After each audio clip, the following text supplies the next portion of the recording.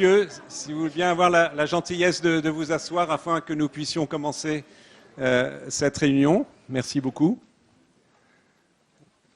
Donc, Claude Rambaud et moi-même, en tant que co-président du comité d'orientation concernant la concertation sur la vaccination, nous avons le plaisir de vous accueillir. Je vous rappelle, et vous le savez bien sûr, que cette réunion a pour objet de discuter avec vous les propositions que notre comité a élaborées, fondées sur une méthodologie que Claude va vous rappeler dans quelques minutes, et en particulier, et je les salue tout de suite, le très important travail que les deux jurys de citoyens et de professionnels de santé ont effectué cet été. Ils ont beaucoup travaillé et ils nous ont beaucoup aidés.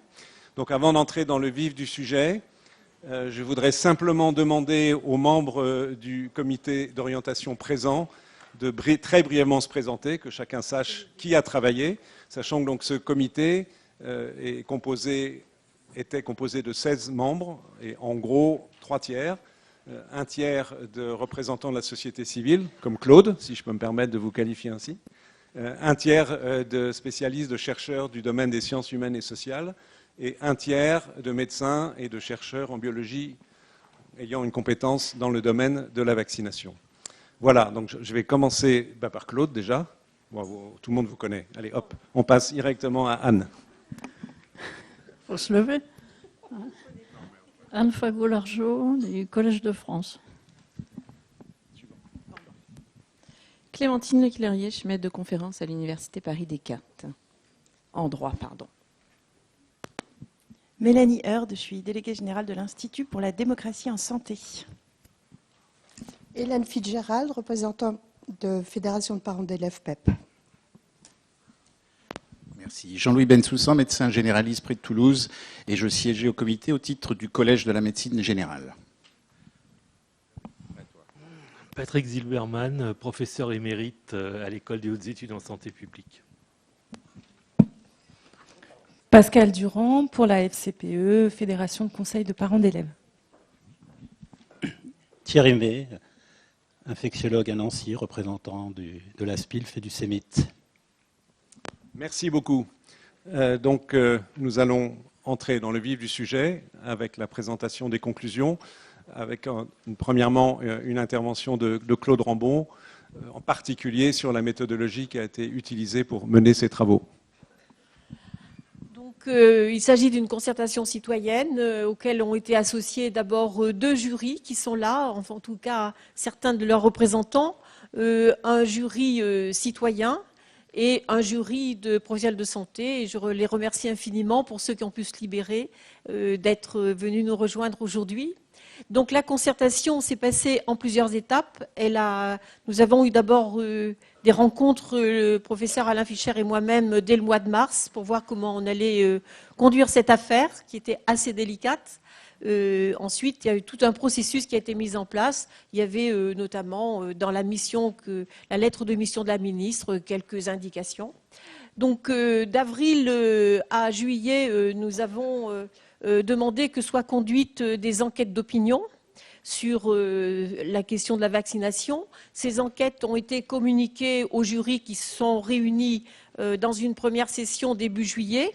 Cette première session a consisté en essentiellement une formation sur la vaccination et ensuite la construction de leur questionnement et surtout aussi qui ils désiraient entendre et auditionner au cours de leurs travaux et préparation d'une deuxième session qui s'est passée au mois de septembre. Ensuite, du 14 septembre au 14 octobre, a été ouvert un espace participatif sur Internet auquel ont participé alors je crois que c'était 11 000 et quelques, mais certaines n'ont pas été retenues pour des raisons purement techniques, je crois. En tout cas, c'est 10 800 et quelques contributions. Et cet espace participatif était donc accessible à tout le monde autour de 3 grandes questions. Le 14 octobre, les jurys citoyens et le jury professionnel ont restitué leurs avis ici, dans cette salle. Et nous avons continué du 14 octobre au 30 novembre à auditionné un certain nombre d'experts. Donc, vous voyez, nous avons commencé les auditions dès le mois d'avril et elles se sont terminées il y a seulement 15 jours pour arriver aujourd'hui au 30 novembre. Dans ces 45 auditions, 29 auditions ont concerné le comité. Donc nous avons fait 29 auditions, plus se sont rajoutées des contributions écrites de personnes qui n'avaient pas pu être auditionnées et 16 auditions des jurys. Voilà, donc en tout 45 auditions. Le site de la concertation vaccinale a été ouvert dès le mois d'avril et est encore en ligne pour ceux qui veulent le consulter. Voilà. Donc le rapport s'est construit essentiellement après la restitution des avis des jurys, à intégrer, vous le verrez tout à l'heure, puisqu'il est en ligne là, tout de suite je crois. On avait dit qu'on le mettait en ligne à 17h, donc normalement il y est. Et vous avez donc le rapport d'une part, et à côté vous avez un deuxième document que l'on a appelé les annexes, dans lequel vous avez l'intégralité des auditions et des débats lors de ces auditions, qui fait quelque chose comme 400 pages. Donc tout ça est en ligne et consultable dès maintenant. Alain ? Alors, voilà, je crois qu'on peut lancer le film. Donc vous allez avoir un petit film qui va essayer de vous restituer l'ambiance dans laquelle nous avons travaillé et comment se sont déroulés notamment les travaux des jurys, qui est un moment très important pour nous. On ne va pas dire Magnéto Serge, je ne sais pas comment il s'appelle. Magnéto. Cette concertation citoyenne sur la vaccination est née du constat d'une certaine désaffection, d'une certaine méfiance, défiance de la population française, mais aussi des soignants à l'égard de la vaccination, alors que la vaccination est un élément majeur de santé publique, que la ministre de la Santé a souhaité que cette concertation ait lieu pour analyser les facteurs de cette relative défiance et faire des recommandations pour améliorer la couverture vaccinale. Elle a comporté plusieurs étapes. La première, c'est la mise en place d'un comité de concertation qui pilote l'ensemble de l'opération. Une étape très importante est la réunion de jurys, d'une part de citoyens, d'autre part de professionnels de santé, donc qui travaillent à partir d'une formation à élaborer leur propre opinion et opinion qu'ils vont restituer au comité. Mais aussi des enquêtes d'opinion, l'ouverture d'un espace participatif sur le net permettant à chacun de s'exprimer, sont des éléments qui vont contribuer à l'élaboration des recommandations finales.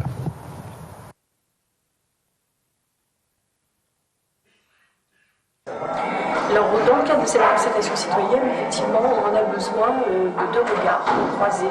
On a besoin de regards des citoyens, tout simplement, qui sont donc incarnés par une conférence, un jury citoyen, et d'un regard, évidemment, de professionnels, puisque les professionnels sont aussi extrêmement concernés et contribuent justement à la valorisation ou à la politique vaccinale. Les réponses, c'est à vous de les donner, pas aujourd'hui, mais à la fin des 6 jours. Donc pour l'instant, on vous demande de comprendre les questions qui vous sont posées et vous avez peut-être déjà des premières idées, mais votre opinion collective va évoluer, va se nourrir, va se nuancer. Vous allez passer par des phases de doute, des phases de certitude, des phases de doute à nouveau. Et à la fin, vous aurez un avis collectif. Un avis collectif, ça ne veut pas dire un consensus. On ne vous demande pas d'être d'accord, tous ensemble sur tout. On vous demande d'argumenter vos positions. Les deux jurys ont répondu aux 6 questions posées par le comité d'orientation. D'après vous, quelles sont les perceptions des vaccins par les Français, d'une part de leurs intérêts et avantages, d'autre part de leurs risques et inconvénients? Comment faciliter la vaccination? Conditions de remboursement, gratuité, information, pédagogie, suivi des vaccinations, formation des professionnels de santé ou autres. À quelles conditions l'obligation de certaines vaccinations vous paraît-elle acceptable? Qu'attendez-vous de la recherche en matière de vaccination? Quelles recommandations feriez-vous pour améliorer la confiance dans la vaccination? Et enfin, quelles recommandations feriez-vous pour améliorer la couverture vaccinale? En rencontrant le jury citoyen, j'ai rencontré des gens d'abord qui étaient très intéressés par la thématique, c'est quand même important, et deuxièmement, qui n'ont pas une vision manichéenne. En ce qui nous concerne, nous restons favorables à la vaccination, mais pas n'importe comment, pas à n'importe quelles conditions. Il y a une balance bénéfice-risque dont il faut tenir compte des deux plateaux de la balance. Je suis venu pour contribuer à cette séance de questions-réponses des membres du jury et pour y apporter la compétence épidémiologique. L'idée que je peux me faire de la vaccination est un petit peu modifiée, pas dans les grandes lignes, puisque j'étais en tant que médecin de PMI assez favorable à la vaccination, mais je pense que c'est aussi à travers les échanges très riches, pluridisciplinaires que progresse, le fait d'avoir des avis éclairés de spécialistes. Ce que je trouve original, c'est la façon de travailler, de confronter nos expériences, nos opinions, d'avoir finalement des intervenants de divers horizons, scientifiques, non scientifiques, et essayer de gommer les a priori ou les connaissances qu'on avait en arrivant et pouvoir ouvrir notre réflexion sur d'autres aspects. Les jurys ont notamment été formés sur l'épidémiologie des maladies à prévention vaccinale, le cadre juridique en France et à l'étranger, les effets indésirables des vaccins et la promotion de la vaccination en santé publique. Par rapport à l'intervention de Mme Launay, elle a lancé le débat, ouvert la voie en tout cas, sur la possibilité que la possibilité de vacciner soit ouverte à d'autres personnes que le médecin traditionnel. À l'issue de la première session, les jurys ont relevé les thématiques pour lesquelles ils souhaitaient des compléments d'information. Des auditions ont été organisées en septembre sur les sujets identifiés par les deux jurys. Et on pense qu'il y a un véritable manque d'information autour de la vaccination, que ce soit la vaccination en termes généraux, et qu'on a besoin du coup de beaucoup plus de transparence, ou en tout cas bien plus d'informations pour avoir une opinion très claire et précise. Une première session qui était un temps plutôt d'information, d'échange avec un certain nombre d'intervenants que vous n'aviez pas choisi, qui était un programme de formation qu'on vous a proposé. Cette session va nous amener à la rédaction d'un avis par jury, dans lequel vous aurez pu développer vos arguments, les arguments qui vous rassemblent, mais aussi peut-être des opinions minoritaires. Alors, pourquoi le ministère chargé de la Santé? Parce que, vous savez, on ne veut que des vaccins qui soient bien supportés. Non, finalement, ce qui est important, c'est que je protège les gens qui en ont le plus besoin. L'assurance maladie sur les vaccins. Et je pense des retards vaccinés sur Le groupe traverse une expérience qui conduit à rentrer progressivement dans le champ du collectif et qui permet de passer des expertises individuelles à quelque chose qui se dégage du groupe. Et le secret, c'est de faire régulièrement des tours de parole pour que les uns et les autres s'entendent. Le groupe, les discussions avec le groupe se passent bien, on arrive à échanger, à être parfois d'accord, parfois moins d'accord, mais tout le monde a la liberté de parler et donc c'est appréciable, surtout au bout de plusieurs jours, on apprend à mieux se connaître et on arrive à mieux parler librement. On a tous des origines professionnelles différentes, mais on arrive relativement bien à s'accorder sur un certain nombre de choses. Maintenant, il y a des sujets clivants et sur lesquels on reste pas forcément en accord, mais ça se passe quand même bien. L'avis collectif que le jury est en train d'écrire, c'est vraiment l'opinion collective éclairée de ces participants. Ils sont arrivés avec des points de vue plus ou moins nourris sur la question. Et au fur et à mesure des sessions, par les échanges des intervenants, ils ont cheminé ensemble vers un avis argumenté collectif. L'objectif avec le groupe, c'est de l'aider à exprimer le plus large consensus possible et aussi de pouvoir exprimer de manière argumentée et sereine tous les avis minoritaires. En fait, une gratuité sans avance de frais pour les vaccins pour éviter que ce soit un frein pour les familles. On est d'accord sur ça? Oui. Parce que ça peut être un frein. Je suis tout à fait d'accord avec ça, c'est évident. Mais c'est mon avis de médecin, de personnel, du public averti. Mais le commun des patients, quand tu demandes pour vous qu'est-ce que c'est l'avantage de la vaccination, ça va être de me protéger contre des maladies graves, ça va être de me permettre de voyager, ça va être d'éviter de tomber malade et d'avoir d'autres complications. Bienvenue à cette réunion dont le principe est la restitution des travaux qui ont été menés par les membres des deux jurys, de citoyens d'une part, de professionnels de santé d'autre part. Et donc il va y avoir 4 séquences d'intervention des deux jurys, citoyens et professionnels. Donc ils vont répondre aux 6 questions qui ont été regroupées en 4. Donc un temps d'exposé, suivi d'un temps d'échange, questions-réponses entre les membres des jurys, et naturellement l'ensemble des membres des deux jurys peuvent intervenir, et les membres du comité d'orientation. Nous pensons que la vaccination est une avancée majeure en matière de santé et c'est surtout un droit à la prévention individuelle, mais c'est également un devoir à la prévention collective. Et pour cela, nous appelons à l'adhésion des citoyens à un fort taux de vaccination, cependant sous certaines conditions. Nous pensons aussi qu'actuellement les vaccins du calendrier vaccinal sont remboursés à 60% et nous proposons une extension du remboursement à 100% pour les vaccins du calendrier vaccinal. Le problème est au centre de la citoyenneté, parce que la citoyenneté, c'est quoi? C'est précisément de pouvoir concilier le souci de soi et le souci des autres. Et la vaccination est au cœur de cette problématique. Donc en fait, qu'on lève l'obligation, qu'on maintienne l'obligation, quoi qu'il en soit, ce que vous préconisez, c'est que tous les dommages post-vaccinaux soient indemnisés par l'État. Oui, ça, hein, oui, c'est ça. Je trouve un petit peu étrange le débat. À un moment donné, obligation ou pas, si c'est de l'intérêt collectif, pour moi, l'individu, il s'efface derrière le collectif.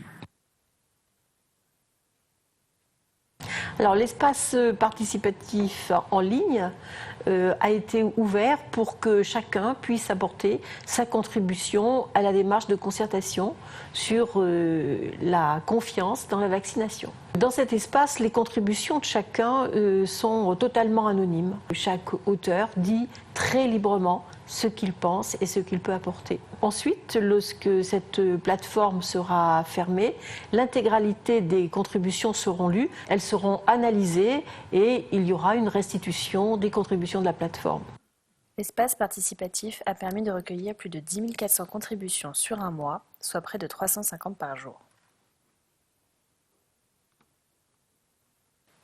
Le comité d'orientation est composé de 16 membres issus de la société civile, de la recherche en sciences sociales et humaines et des professions de santé.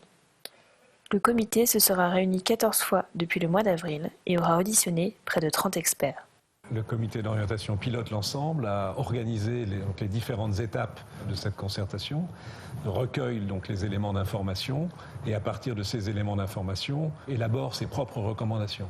Donc de façon évidente, au cours des réunions qui ont lieu, sont discutés les éléments d'organisation et surtout dans la phase finale seront discutés la teneur des recommandations.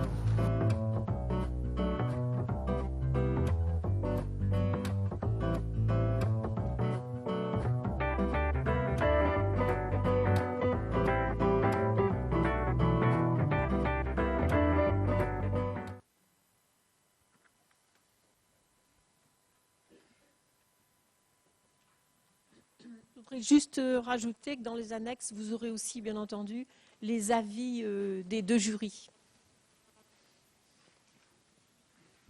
Merci. Donc, je vais vous présenter l'essentiel du résumé de nos travaux.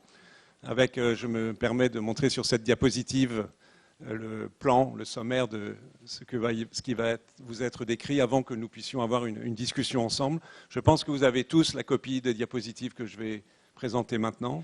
Et puis, naturellement, ceci s'appuie sur les documents, celui qui est en ligne depuis quelques minutes et le dossier qui vous a été remis à l'entrée dans cette salle. Donc, on va repartir un tout petit peu en arrière, parce que je pense que si on veut discuter de propositions sur la vaccination en France en 2016, il est indispensable de retracer le tableau de ce qu'est la vaccination en France, de ses succès et de ses échecs. Et ensuite, à partir de ce constat, et qui nous resitue dans le contexte de la lettre de mission que la ministre nous a adressée en début d'année 2016, notre travail et donc bien sûr les propositions. Donc, dans un premier temps, je me permets de vous rappeler ce que vous savez probablement très très bien, mais de temps en temps c'est pas mal de l'entendre, ce qu'ont été les apports de la vaccination, ce qu'est la vaccination. Je l'ai exprimé sous le terme d'une conquête de la santé publique. Je discuterai ensuite le fait que cette conquête est fragile, avant d'évoquer donc la notion de prise de conscience, la méthode qui vous a déjà été évoquée en grande partie par Claude Rambaud, et bien sûr les propositions. La vaccination, conquête de la santé publique, vous le savez, c'est une très grande avancée de la santé, peut-être celle qui a sauvé le plus de vies depuis qu'il existe des progrès en santé, à côté de l'hygiène en particulier. Et je vous rappelle d'emblée cette notion à nouveau connu mais essentiel et qui va revenir de façon permanente dans tout le débat, dans les propositions et leur accompagnement, qui est le fait que les vaccins sont des médicaments particuliers, puisqu'ils s'adressent à la fois à l'individu qui est vacciné, mais à la collectivité dans laquelle vit l'individu, en procurant ce qu'on appelle l'immunité de groupe, qui est très importante, puisqu'elle peut permettre, une fois qu'on atteint un taux de vaccination satisfaisant, qui varie de vaccin à vaccin, qui permet de protéger les autres, ceux qui ne sont pas vaccinés, et en particulier, je pense qu'on aura l'occasion d'y revenir, ceux qui ne peuvent pas être vaccinés pour certains vaccins en raison de maladies dont ils souffrent. Donc je vous rappelle, parmi de grand nombre de considérations, le plus grand succès acquis aujourd'hui, la vaccination et l'éradication de la variole.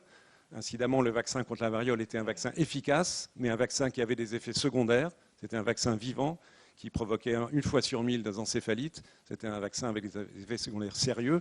Donc il a été néanmoins remarquablement efficace. Sa balance bénéfice-risque, dont on va reparler, était malgré ses effets secondaires tout à fait positive et a permis d'obtenir, quand il n'y a plus sur Terre de personnes aujourd'hui infectées par le virus de la variole, ce qui a permis d'arrêter cette vaccination. La première qui a pu être arrêtée, et l'espoir naturellement, c'est qu'il sera possible à l'avenir d'en arrêter d'autres. À côté de l'éradication et celles qui vont vers le chemin d'une éventuelle éradication un jour si une politique vaccinale est menée de façon suffisamment efficace, nous avons vu quasiment disparaître, en tous les cas dans la population qui habite la France, des maladies aussi graves que la diphtérie ou la poliomyélite. Il n'y a plus de diphtérie en France, sauf quelques cas éventuels d'individus, de personnes qui viennent en France à un moment donné. Donc ce sont de grandes avancées naturellement de la santé et de la médecine. Quelques chiffres pour l'illustrer. J'ai pris des statistiques nord-américaines, juste parce que les nombres sont évidemment encore plus importants que ceux que l'on peut colliger en France. J'espère que vous arrivez à lire. Je ne sais pas s'il a incidemment, peut-être que ce serait utile d'éteindre l'éclairage direct du tableau si c'est possible. Je vous en remercie.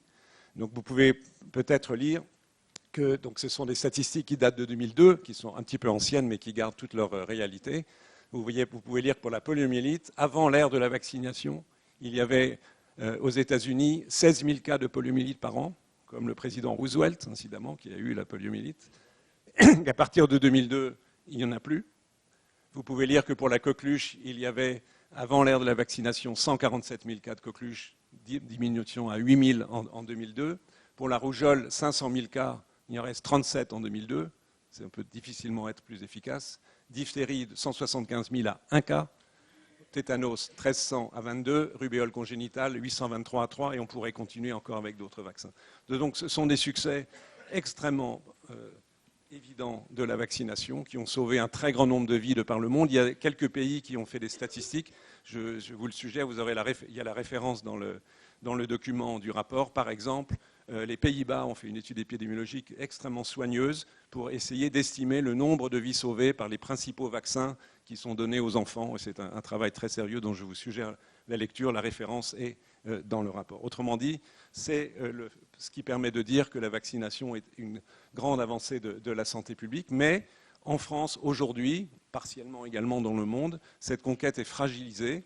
Et je vais vous indiquer un certain nombre de chiffres sans en être trop long, il y en a d'autres qui pourraient être donnés, qui indiquent que malheureusement, pour certains vaccins, la couverture vaccinale n'est pas celle qui est attendue pour protéger l'ensemble de la population. Encore une fois, la population qui peut être vaccinée, mais aussi celle qui est vulnérable en ne pouvant pas l'être. Donc sur des données de ces toutes dernières années, si on prend le cas du méningocoque C, qui est un vaccin qui a été introduit en 2010, donc récemment, qui protège contre une maladie mortelle qui s'appelle la méningite bactérienne, maladie qui peut aussi donner dans un nombre de cas importants des séquelles chez les jeunes enfants.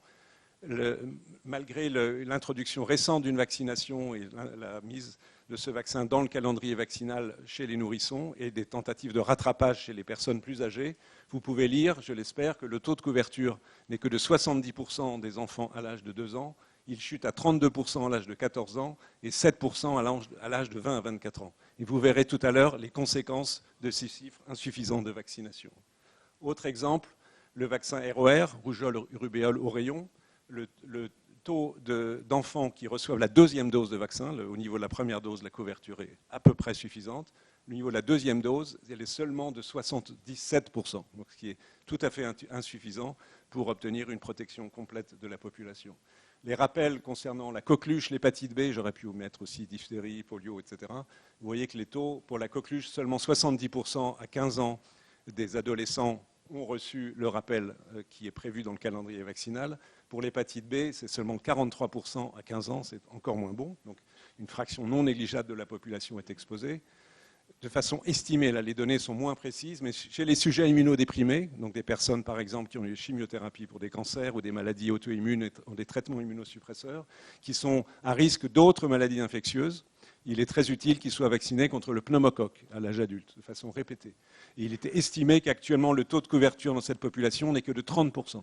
Autrement dit, 70% de ces sujets, plusieurs centaines de milliers d'individus qui vivent dans notre communauté, sont exposés à des infections comme celle provoquée par le pneumocoque qui peut, de temps à autre, surtout chez des sujets immunodéprimés, provoquer une infection mortelle. Et puis, on peut aussi ajouter que malheureusement, pour certains vaccins, par la surveillance régulière qui est faite par aujourd'hui l'Agence nationale de santé publique, qui a des chiffres précis, on observe une diminution même de la couverture vaccinale. Deux exemples, c'est le cas du papillomavirus, vous savez, la vaccination HPV contre les virus HPV qui sont responsables de cancer du col de l'utérus, 3000 cas par an en France. C'est on peut dire un échec de la vaccination, puisque alors que le taux en 2010 n'était déjà pas fameux, 28% des jeunes filles à l'âge de 16 ans étaient vaccinées, il n'est plus en 2015 que de 14%. Donc c'est un échec quasi complet de la tentative de protection des jeunes femmes en France par le vaccin contre HPV. Sachez juste une comparaison qu'en Grande-Bretagne, ce taux de couverture est de 70%. Okay, 70%. Et un autre exemple sur évidemment une pathologie connue, la grippe saisonnière. Le taux de couverture vaccinale en 2009-2010 en France était de 60%, ce qui n'était déjà pas tout à fait à l'objectif qui était escompté, et il est tombé à 48% en 2015-2016. Donc c'est pourquoi je me permets de titrer cette diapositive comme la conquête qui a été le développement des vaccins contre les maladies infectieuses ainsi que l'on peut ainsi prévenir, est une conquête aujourd'hui fragilisée avec des données insuffisantes. Et ceci, évidemment, est à la base des réflexions de la ministre et des travaux qui ont été déjà menés par Madame Murel et la proposition qui avait été faite de cette concertation dont nous allons parler. Les conséquences de cette couverture vaccinale insuffisante, je vais juste vous en donner deux exemples. Je pense qu'il est important de les avoir à l'esprit pour marquer, sans vouloir la dramatiser, les difficultés de la vaccination aujourd'hui en France. La situation de la rougeole, ces chiffres, je pense, sont connus probablement de la plupart d'entre vous. Il y a eu une recrudescence de cas de rougeole entre 2008 et 2012, 25 000 cas déclarés, et comme il y a une sous-déclaration, il est probable que le taux est plutôt de l'ordre de 50 000. Alors, très souvent, et pour beaucoup, l'image de la rougeole est celle d'une maladie bénigne. Malheureusement, si c'est vrai pour beaucoup, elle n'est pas une maladie bénigne pour tous. À l'échelle mondiale, elle est d'ailleurs une maladie qui est gravement responsable de décès chez les enfants. Mais en France, donc c'est 25 000 cas au minimum de rougeole dans une période de décroissance de la vaccination, ont entraîné 5 000 hospitalisations, donc une morbidité et un coût non négligeable, 1500 pneumonies sévères, donc d'infections sévères des poumons, 31 cas d'encéphalite, donc de lésions du cerveau, avec des séquelles chez un certain nombre des patients touchés, et en particulier au moins 10 décès. Et il est important de savoir que parmi ces 10 décès, 7 ont concerné des personnes qui étaient immunodéprimées, c'est-à-dire dont le système de défense contre les infections était insuffisant, et qui a pour conséquence qu'infectés par le virus de la rougeole, alors qu'ils ne pouvaient pas être vaccinés directement, parce que c'est un vaccin vivant, ils sont décédés d'une infection qui aurait été prévenue si leur entourage, au sens général de notre société, les avait protégés par un taux de vaccination correct. Donc c'est une faillite sérieuse et dramatique, naturellement, pour les personnes qui sont décédées. Et nous ne sommes pas à l'abri d'une nouvelle épidémie, dans la mesure où les taux de couverture sont en dessous du seuil de 95% qui est nécessaire pour éviter la diffusion d'un virus qui est extrêmement contagieux, le virus de la rougeole. Un second exemple, extrait à nouveau des données qui sont disponibles aujourd'hui en France, concernant le méningocoque C, dont je vous ai déjà dit un mot concernant la couverture vaccinale insuffisante. Donc cette bactérie provoque des méningites qui peuvent être foudroyantes, provoquer le décès notamment de jeunes enfants ou d'adolescents, et parfois aussi, dans 15-20% des cas, pour ceux qui survivent, laisser des séquelles graves sous forme d'atteinte du cerveau ou par exemple de surdité ou d'autres complications sensorielles, ont été enregistrés depuis que la vaccination a été mise en place, de 2011 à 2015, cas connus, ce qui ne veut pas dire qu'il n'y en a pas un peu plus qui n'ont pas été déclarés. 569 cas, et chez les jeunes, entre 1 et 24 ans, 255 cas, dont 25 décès, 10% de décès. Il faut avoir à l'esprit que ces 25 décès auraient pu être évités si la vaccination avait été suivie comme elle aurait dû l'être par la grande majorité de la population. Donc ces chiffres, je pense qu'il faut les avoir présents à l'esprit lorsqu'on discute vaccination et qu'on va discuter tout à l'heure, de façon tout à fait légitime, des bénéfices et éventuellement des risques de la vaccination. Bien, ce contexte, il s'associe naturellement, et il l'explique en partie, au fait qu'il existe une certaine défiance de la population, mais aussi de certains professionnels de santé à l'égard de la vaccination. Ceci est tout à fait sorti des travaux qui ont pu être menés, des discussions très fertiles avec les deux jurys, des enquêtes d'opinion qui ont été menées, des contributions sur l'espace participatif. Quelques données à nouveau, à travers un travail qui a été largement publicisé, qui est l'enquête qui a été menée en Grande-Bretagne par le groupe de Heidi Larson dans une soixantaine de pays dans le monde. Et pour ce qui est de la France, 40% de la population, si on les interroge sur la sécurité des vaccins, doutent de la sécurité des vaccins. 40%. C'est une fraction qui est quand même extrêmement élevée et qui est parmi les plus élevées dans le monde, même peut-être la plus élevée. Autre information importante, et vous allez voir qu'on va être amené à en reparler tout à l'heure au moment d'évoquer les propositions, vous pouvez lire que sur 2 enquêtes menées auprès des professionnels de santé, de médecins, l'une en 2007, l'une plus récente en 2015. Ces deux enquêtes sont tout à fait concordantes. Ce sont des enquêtes d'opinion qui n'ont pas valeur absolue, mais enfin qui sont des indicateurs forts. Vous pouvez lire qu'en cas de levée de l'obligation des vaccins diphtérie, tétanos, polio, le fameux DTP, plus de 15% des médecins n'insisteraient pas sur l'importance de la vaccination. Donc, autrement dit, n'encourageraient pas à ce que les jeunes enfants soient vaccinés. C'est un élément fort de défiance, de non-confiance d'une fraction, une minorité, mais une fraction évidemment significative parmi les professionnels de santé, et d'autres chiffres existent sur d'autres catégories. Et dernière enquête, une enquête dont nous avons pu obtenir les résultats du baromètre santé, qui montre que, enquête récente comme vous pouvez lire, parmi la fraction des individus de jeunes adultes, de 20 à 30 ans, donc ceux qui vont avoir des enfants demain, vous pouvez lire qu'un peu plus de 20% d'entre eux, si ils se trouvaient dans la situation où les vaccins de diphtérie, tétano, polio n'étaient plus obligatoires, donc on lève l'obligation, on est dans un système de responsabilité individuelle face à la vaccination, et bien plus de 20% d'entre eux déclarent qu'ils ne feraient pas vacciner leur enfant. Autrement dit, si cette enquête est fidèle, évidemment on peut avoir des doutes, comme toujours, sur ce type d'analyse. Néanmoins, vu la concordance des données, on peut craindre que cela soit relativement exact, même si les ordres de grandeur ne sont pas forcément toujours tout à fait justes. On pourrait craindre qu'en cas de levée de l'obligation des vaccins diphtérie, tétanos, polio, une fraction non négligeable des nourrissons ne soit plus vaccinée. Ce qui, évidemment, aurait les conséquences que vous imaginez par rapport au contexte que j'ai déjà évoqué pour 2 exemples, la rougeole et les méningites à méningocoque. Donc, bien sûr, et c'est une évidence qui a chronologiquement précédé le travail de notre comité, il y a une prise de conscience assez générale de ces difficultés, en particulier des autorités de santé, et c'est bien sûr dans ce contexte que la ministre a tout d'abord mandaté Mme Hurel, qui a, comme vous le savez, rapporté sur ce sujet avec un certain nombre de recommandations en début d'année, et que la ministre a lancé en début d'année un plan d'action pour une rénovation de la politique vaccinale. Et au sein de ce plan d'action, elle a souhaité que soit mise en place cette concertation citoyenne dont Claude Rambaud vous a dit un mot et que nous avons pilotée en tant que comité d'orientation, donc avec le travail des jurys, je ne vais pas répéter ce que vous a dit très bien Claude, la plateforme participative en ligne, les enquêtes d'opinion, les auditions.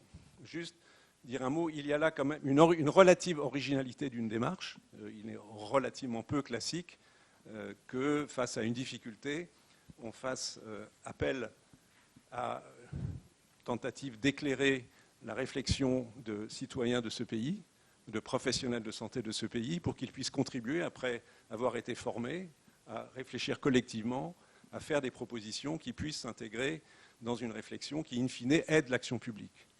Je pense que l'on peut estimer, sans vouloir être sur ce point trop prétentieux, que cette démarche et le respect de cette démarche, d'une certaine façon, légitime mieux ou plus fortement les propositions que ce comité va faire aujourd'hui, et a déjà fait à la ministre et fait aujourd'hui publiquement.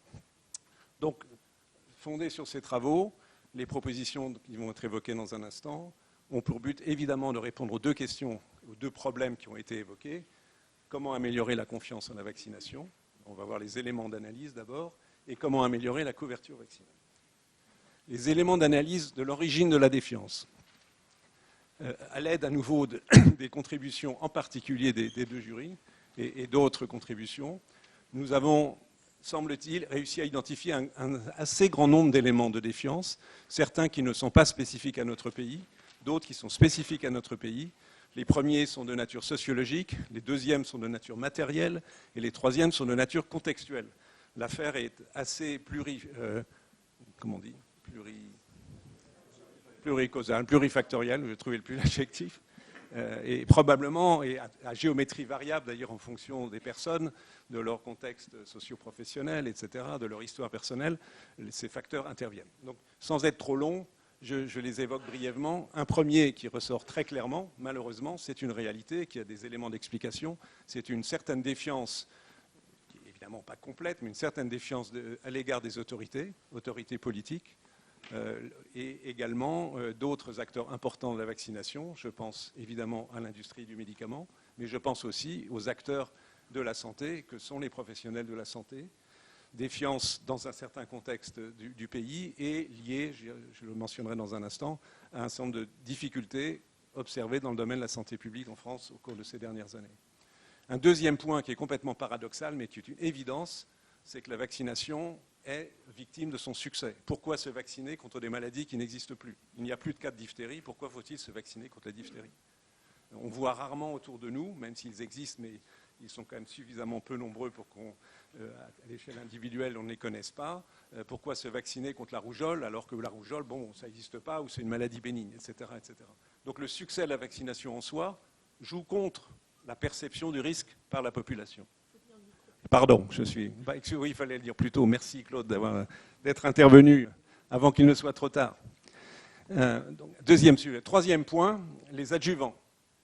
Comme vous le savez, il y a en France, j'y reviendrai dans un instant, un certain degré de polémique sur les risques d'un certain type d'adjuvants, les adjuvants qui sont le plus fréquemment utilisés dans les vaccins, pour les vaccins qui nécessitent des adjuvants, c'est-à-dire les vaccins qui ne sont pas vivants ou les vaccins qui ne sont pas composés du microbe entier. Lorsqu'il y a une protéine purifiée, il faut un adjuvant. On peut en discuter si vous le souhaitez, ce serait un peu trop long dans les détails. Et ces craintes sont aujourd'hui présentes et participent de la défiance, j'y reviendrai dans un instant, et aussi des craintes directes sur certains vaccins, comme vous savez, depuis l'alerte provoquée par un certain nombre de cas de sclérose en plaques, à un moment où il y a eu des vaccinations en grand nombre de personnes contre l'hépatite B, il y a eu la crainte que le vaccin contre l'hépatite B puisse donner, soit un facteur de risque de sclérose en plaques. On en dira un mot tout à l'heure. Cette crainte persiste. Et puis c'est encore le cas pour HPV. Enfin, il y a d'autres craintes de ce type. Autre facteur de nature très différente, c'est, comme vous le savez, l'histoire de la vaccination en France fait qu'il y a cohabitation de 3 vaccins obligatoires, diphtérie, tétanos, polio. Ça s'est passé entre les années 30 et 64 pour la polio. Et ensuite, tous les vaccins qui sont apparus, les avancées, les progrès de la médecine en domaine de vaccination, ont eu le statut de vaccin recommandé. C'est le cas de l'hépatite B, c'est le cas de la coqueluche, etc. Et donc pas des vaccins obligatoires. Et plus personne ne comprend très bien pourquoi 3 vaccins sont obligatoires et les autres, si on prend les vaccins qui sont administrés aux jeunes enfants, sont simplement recommandés, alors que nous savons très bien aujourd'hui qu'en termes d'importance de protection, les seconds, les recommandés, sont tout aussi importants que les premiers. Donc cette dichotomie, cette séparation n'a plus aucun sens. Mais elle trouble la population qui parfois demandent uniquement les vaccins obligatoires pour leurs enfants, etc., etc. Donc c'est une situation qui n'est pas satisfaisante. Et ceci s'accompagne de difficultés face à la défiance d'une fraction de la population. Bien naturellement, elle n'est pas généralisée, et puis elle dépend des vaccins, etc. Mais cette défiance met les médecins en première ligne, les généralistes en premier, mais aussi les pédiatres et d'autres, dans la difficulté parce qu'ils ont à, en permanence, justifier le bien fondé de la vaccination, que ceci prend du temps, est compliqué et que parfois ils se sentent démunis et ils ont besoin d'être aidés. Nous y reviendrons. Donc ça, c'est ce que nous considérons être les éléments de nature sociologique qui rendent compte d'une certaine défiance de la population française et des professionnels de santé à l'égard de la vaccination. Et les éléments de nature matérielle, il y en a aussi un certain nombre. La fameuse histoire des ruptures d'approvisionnement, qui est une réalité malheureusement. Il y a eu ces dernières années défaut d'approvisionnement du vaccin pentavalent, aussi du BCG, même si c'est moins important aujourd'hui, qui sont une réalité dont l'explication n'est pas simple. Il repose en grande partie sur l'accroissement de la demande à l'échelle mondiale, des difficultés de production, probablement une régulation entre les autorités de santé et les industries du médicament qui n'est pas tout à fait satisfaisante, mais elle crée une situation au minimum d'inconfort. Un individu va chez le médecin, a une ordonnance, va chez le pharmacien pour acheter le vaccin n'est pas disponible. Je reviens 8 jours plus tard, etc. Ou on me donne un autre vaccin, est-ce que c'est le bon vaccin? On commence à avoir des doutes, enfin, etc. Et ceci allant jusqu'à des idées que je qualifierais de tendance complotiste sur la possibilité que ces pénuries soient organisées à dessein afin de favoriser tel vaccin contre tel autre, donc pour les complots dont il n'y a pas d'évidence détectable à ce jour. Autre point, la relative complexité du parcours de la vaccination.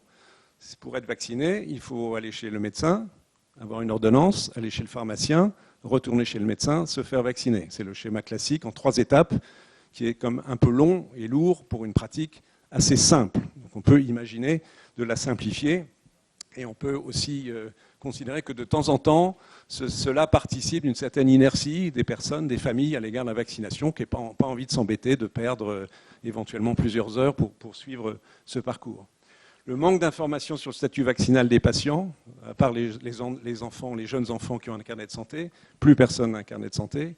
La moitié des gens ne savent pas quel est leur statut vaccinal. Ceci met les médecins en difficulté, ceci met les personnes en difficulté et à nouveau crée une forme de doute autour de la vaccination.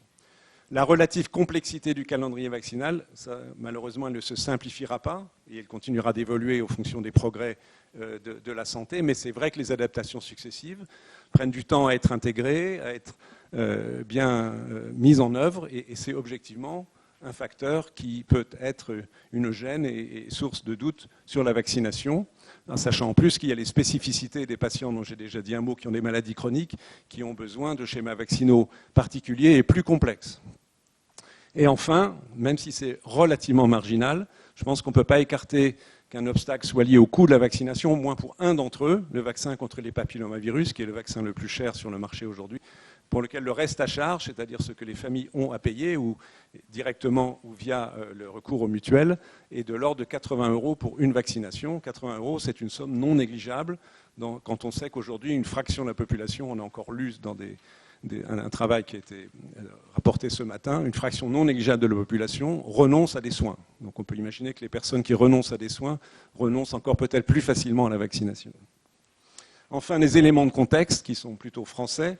La défiance générée par les crises sanitaires, je pense que je n'ai pas besoin d'insister sur ces questions, sachant qu'il y a eu des difficultés spécifiques qui ne sont pas de même nature, mais liées à la vaccination. J'ai déjà fait allusion à la question de l'hépatite B et le lien éventuel avec la sclérose en plaques et la gestion difficile de la pandémie grippale en 2009.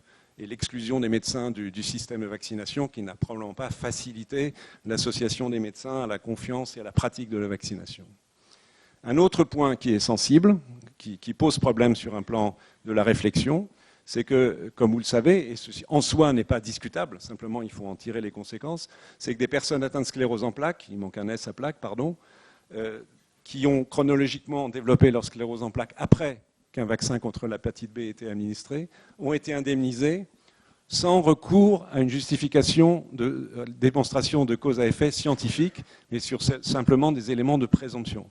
Mais vous comprenez facilement que pour le public qui observe que des personnes reçoivent ce type d'indemnisation, la réaction première, si on indemnise, c'est qu'il y a une relation de cause à effet. Donc évidemment, c'est perturbant. Enfin, je pense que chacun le sait, avec l'avènement et le développement des réseaux sociaux, on a vu se développer de façon très significative une littérature globalement anti-vaccination, avec des nuances diverses, mais qui bien sûr se répand, peut avoir une influence sur une fraction de la population, dans un contexte où la réponse, la réactivité des autorités de santé à cela est très insuffisante. Quand je dis très insuffisante, je suis probablement en dessous de la réalité.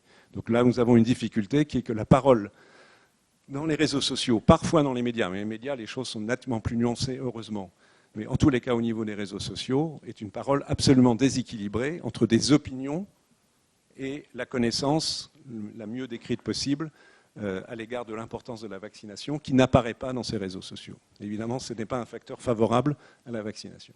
Donc voilà les éléments qui nous paraissent devoir être mis en avant et je remercie encore une fois les jurys qui ont largement contribué à cette analyse.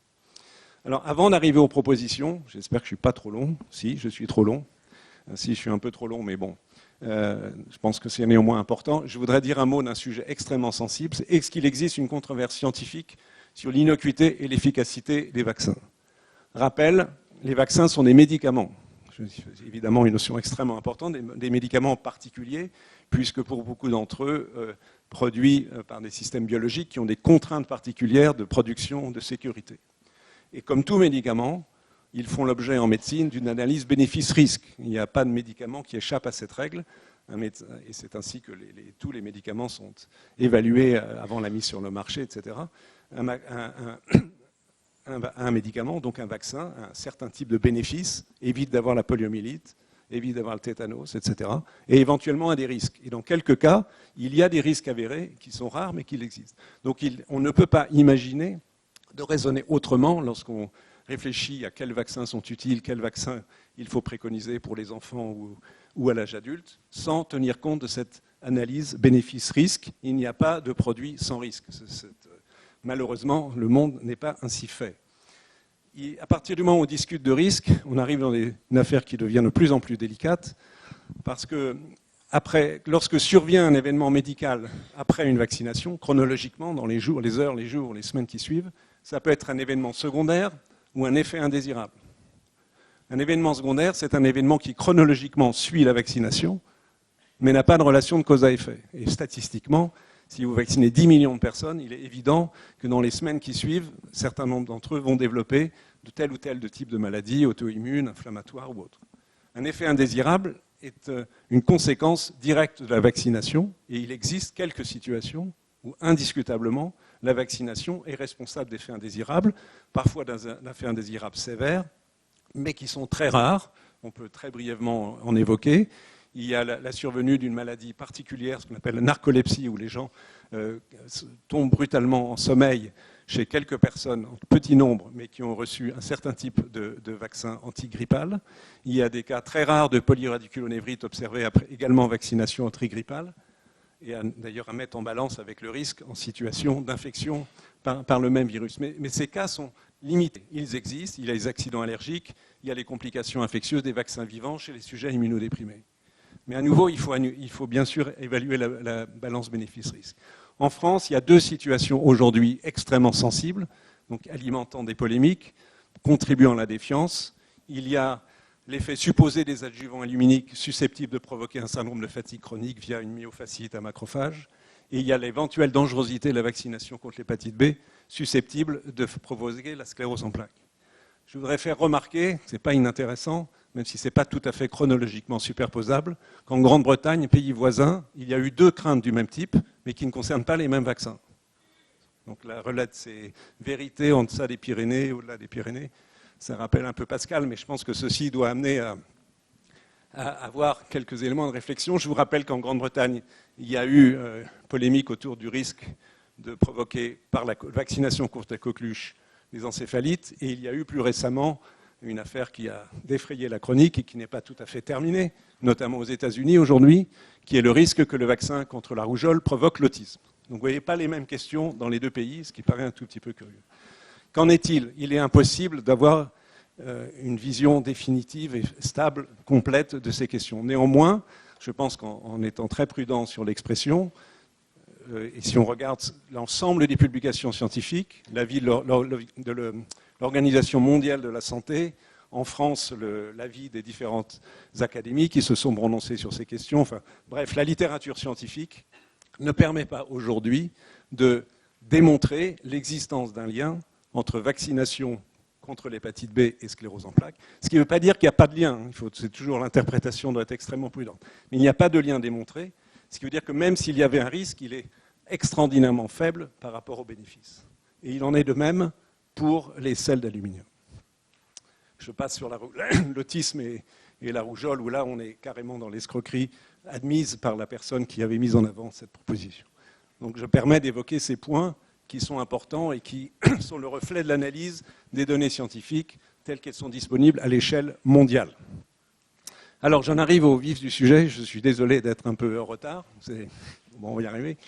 Les propositions, elles partent du constat telles qu'elles ont été faites par les jurys. Ici une citation, je crois que c'est du jury des citoyens, qui est le caractère, pardon si je me trompe, du caractère impératif et indispensable d'un programme de vaccination. Donc la reconnaissance absolument claire par les représentants qui ont travaillé sur ces questions, et que ceci, je le rappelle, est nécessaire en tant que protection individuelle, mais aussi de protection collective pour les personnes vulnérables, les jeunes nourrissons, moins de 3 mois, coqueluche, méningite dans quelques cas, les personnes atteintes de maladies chroniques, plusieurs centaines de milliers de personnes en France, qui ont besoin de vaccins spéciaux, qui ont des risques particuliers, qui ne peuvent pas recevoir certains autres vaccins, les personnes âgées, qui sont sujettes à des infections sévères, on peut penser à la grippe, mais aussi le pneumocoque par exemple, et des personnes en situation précaire.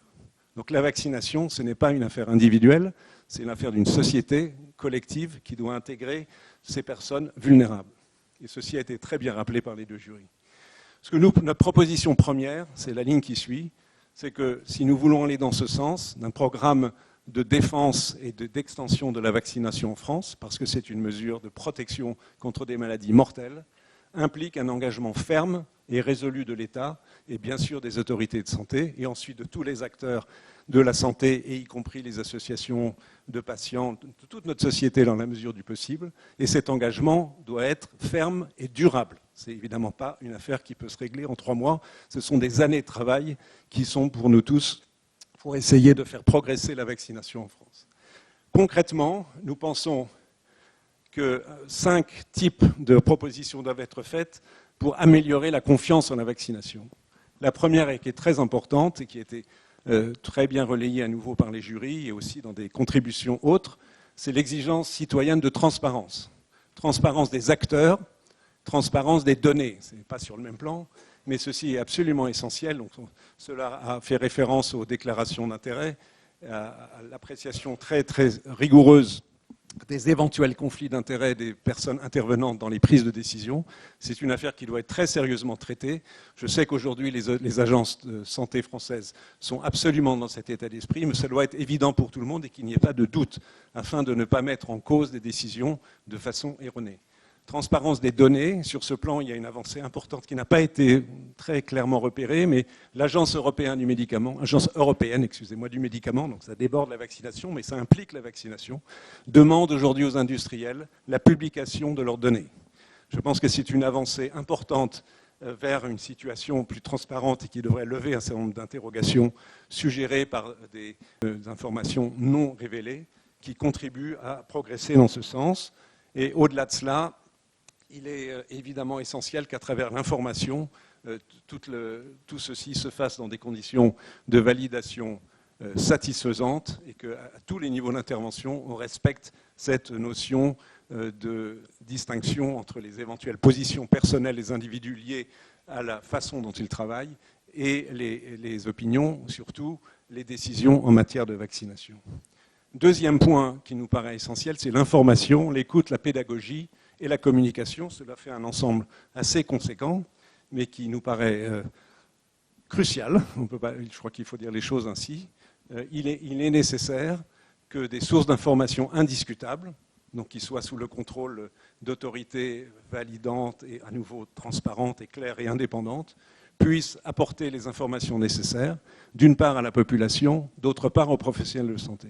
Et il nous semble que la meilleure façon de le faire serait d'identifier un site web unique. Il y en a un en cours de construction à Santé publique France qui paraît être la bonne base. Un site unique, connu de tous, donc qui implique qu'il y ait une communication autour de ce site, un portail d'entrée pour la population, un portail d'entrée pour les professionnels de santé, permettant d'avoir accès à toutes les informations possibles sur la vaccination, informations qui ont été validées, poser les questions, obtenir des réponses, signaler des doutes quant à d'éventuels effets secondaires, mais aussi des doutes ou des déclarations concernant des complications liées à l'absence de vaccination, donc la survenue d'infections, et que ce site unique, même s'il implique aussi des informations qui doivent aller à d'autres agences, comme la NSM, doit être le lieu identifié par toute la population, tous les professionnels de santé, qui centralisent information et délivrance d'informations à la population. Ceci nous paraît essentiel.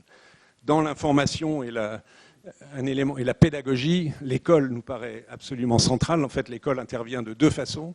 C'est évidemment le lieu où l'éducation sanitaire doit prendre toute sa place et la vaccination doit avoir une place plus importante qu'aujourd'hui dans l'éducation sanitaire des enfants, à l'école, au collège, au lycée, à l'université. Profiter aussi d'ailleurs de la journée de formation citoyenne, qui peut être un moment de faire un bilan de la vaccination et d'information sur la vaccination. Bien sûr, l'école, on va en reparler dans un instant à travers une autre mesure, c'est un lieu où on a vacciné. Quand j'étais enfant, je me souviens, j'ai été vacciné à l'école. Aujourd'hui, bien peu d'enfants sont vaccinés dans les écoles en France et on peut envisager de reprendre une politique active de vaccination à l'école pour les différents vaccins en âge où les enfants doivent les recevoir, un certain nombre de rappels. Et ceci est faisable avec l'aide notamment probablement d'intervention d'infirmiers et d'infirmières extérieurs, sachant qu'il n'y a plus assez de personnel sur place dans la médecine scolaire. Un autre type de mesure qui devrait augmenter l'efficacité de la vaccination et la confiance, c'est la simplification.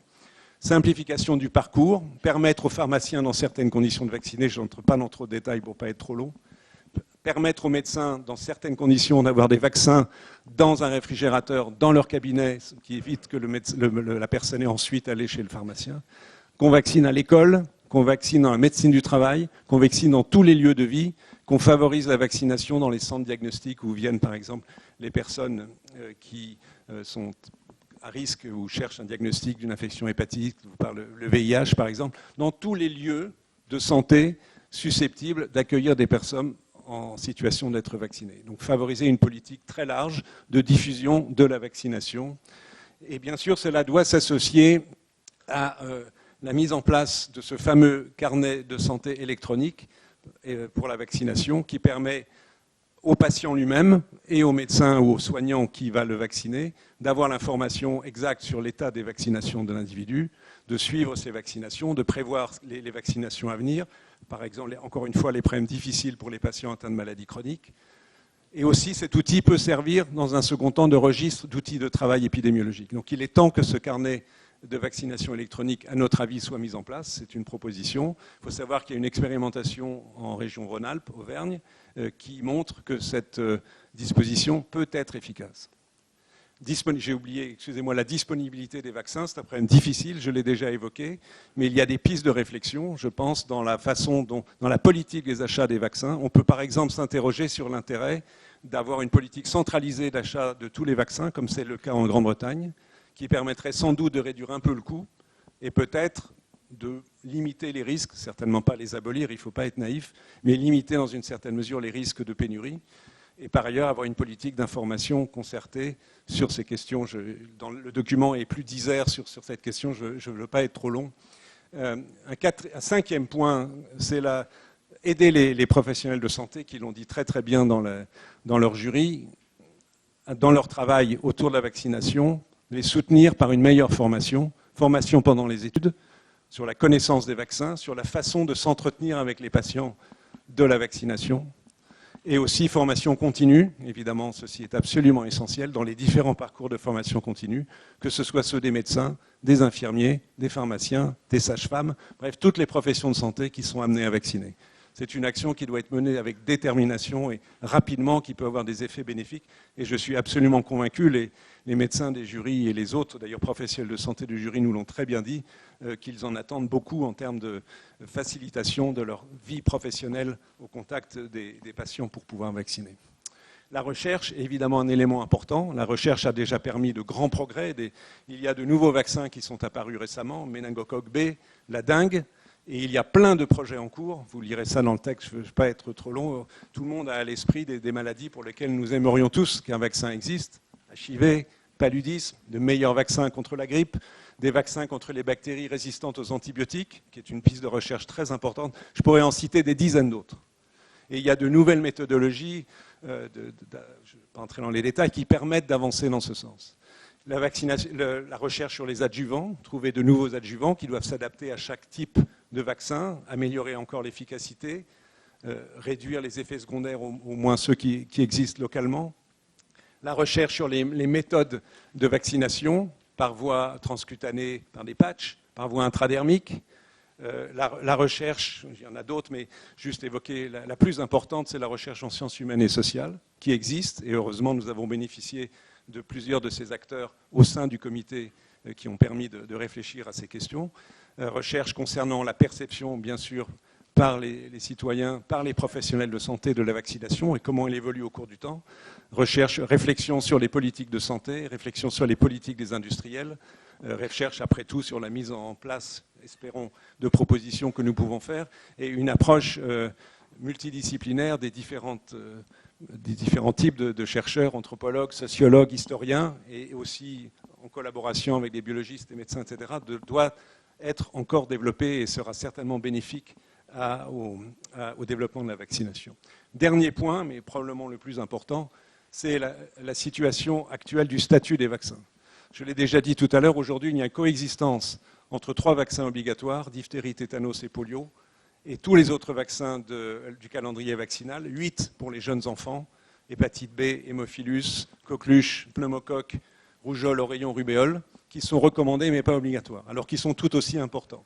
C'est une situation de confusion et il y a une unanimité pour penser qu'il faut stopper cette situation et sortir de cette situation d'obligation pour ces 3 vaccins et de recommandations pour les autres que personne ne comprend plus. Alors que faire? 2 options. La suspension à court terme de l'obligation vaccinale ou, à l'inverse, l'élargissement temporaire de l'obligation vaccinale.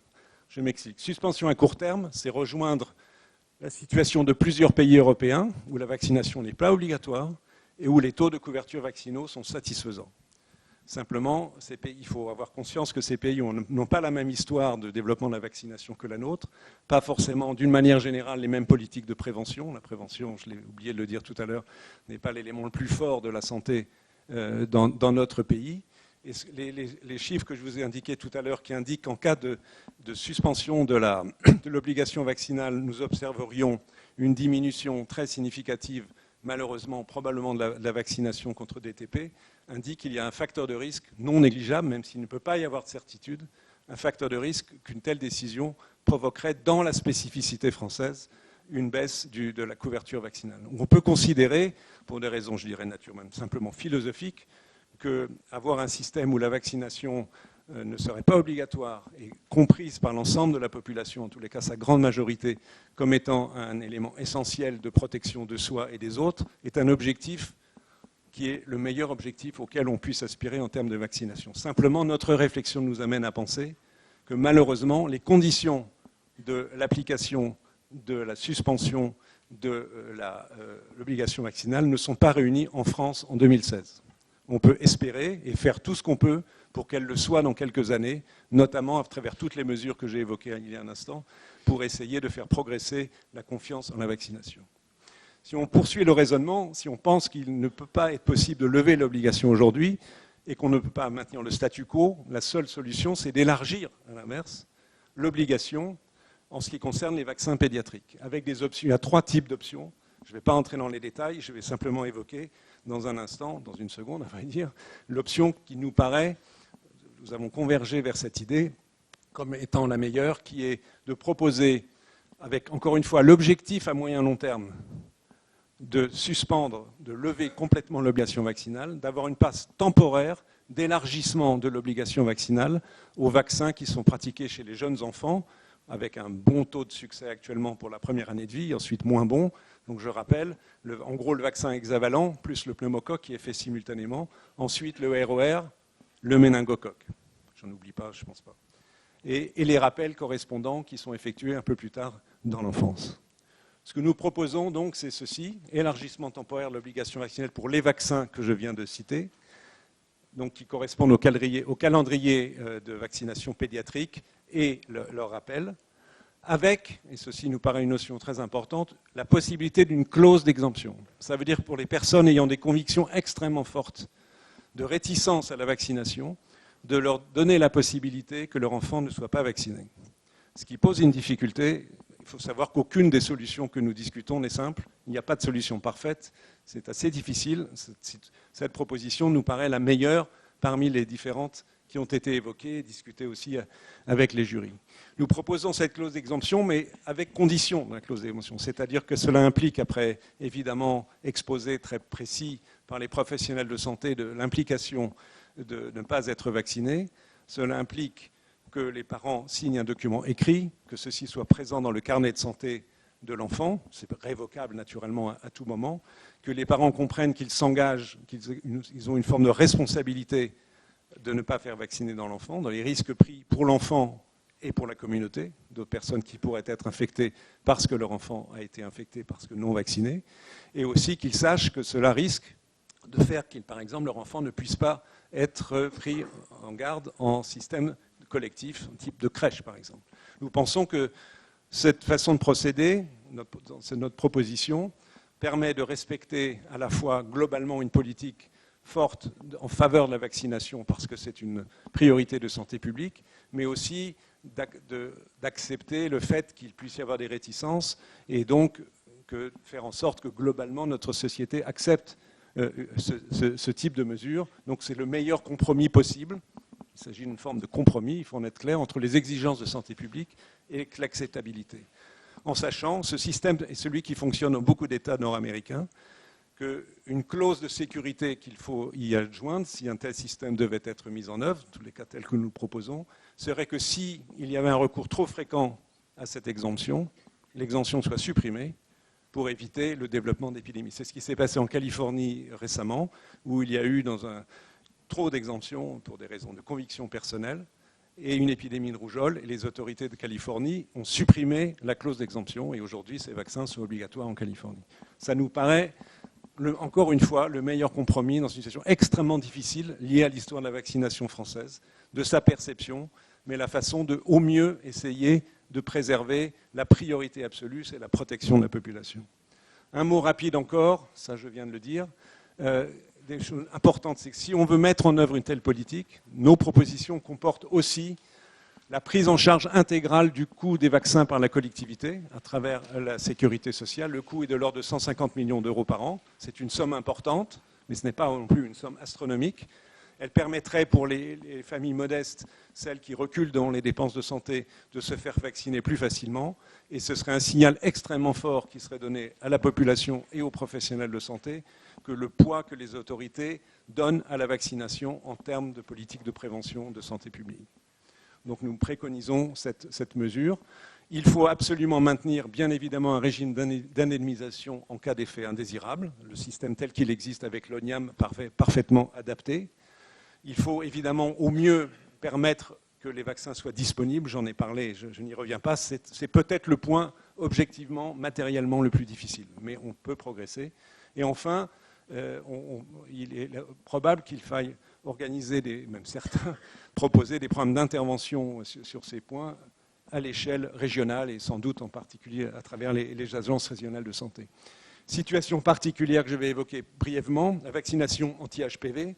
Donc je vous rappelle que c'est un échec, 14% des jeunes filles sont vaccinées aujourd'hui en France. Donc il n'y a pratiquement pas de protection contre le cancer du col de l'utérus en France aujourd'hui, alors qu'on sait que ce vaccin est efficace, qu'il couvre la plupart des virus qui donnent ces cancers du col de l'utérus, 3000 cas par an aujourd'hui, et que son niveau de sécurité est excellent. Donc la bénéfice-risque est indiscutable. Donc une situation difficile.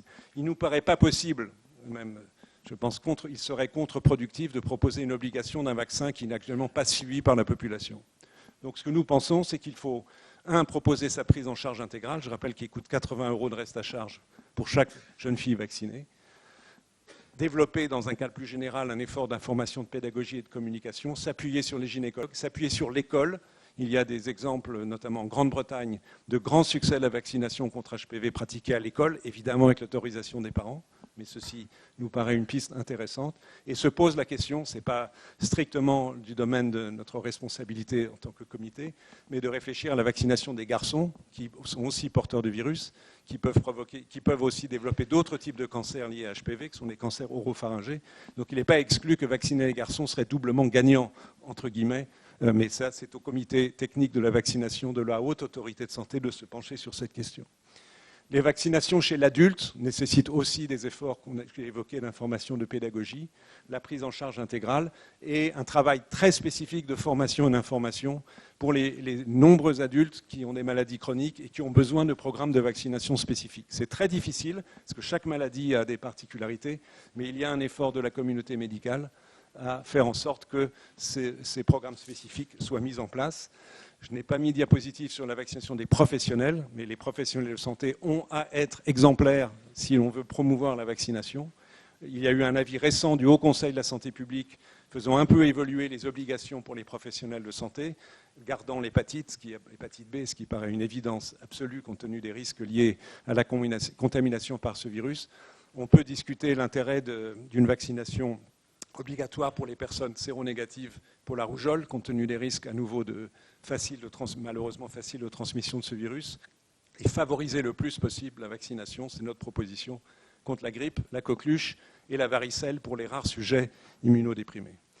Pour terminer, pardon d'avoir été aussi long, quelques conclusions. Notre recommandation principale, notre proposition principale, c'est vraiment le point central, c'est qu'il y a un nouvel élan de politique de santé publique dans ce pays en faveur de la vaccination. Je n'insiste pas sur tous les éléments que j'ai évoqués.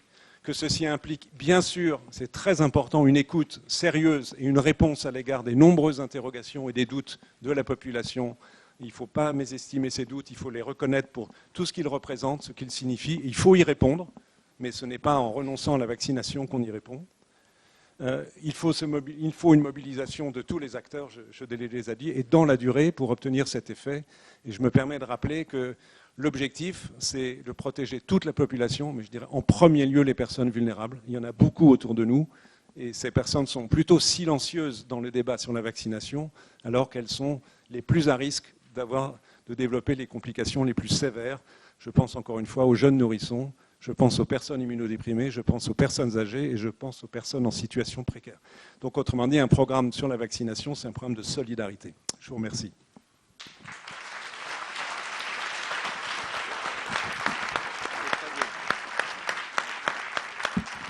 Je suis absolument désolé parce que j'ai un peu débordé, mais enfin je pense qu'il reste largement le temps, votre temps pour poser toutes les questions que vous souhaitez.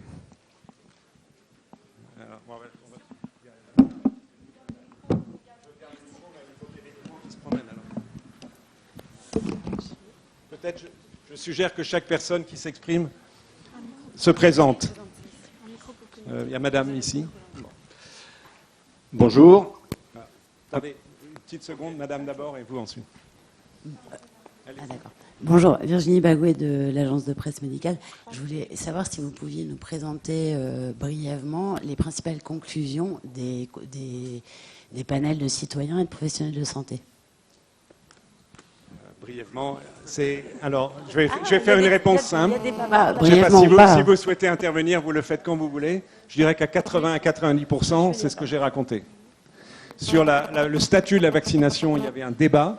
Les professionnels de santé étant plutôt en faveur de ne pas maintenir l'obligation vaccinale, le jury des citoyens étant partagé, mais dans la discussion qu'il y a eu dans cette salle le 14 octobre dans la restitution, il est apparu, je dirais de façon unanime, que tout le monde était d'accord sur l'idée qu'il n'était pas, en tout état de cause possible, de mettre en pratique la levée de l'obligation vaccinale maintenant. Donc à partir de ce moment-là, les points de vue, d'une certaine façon, se rejoignent. Vous voyez.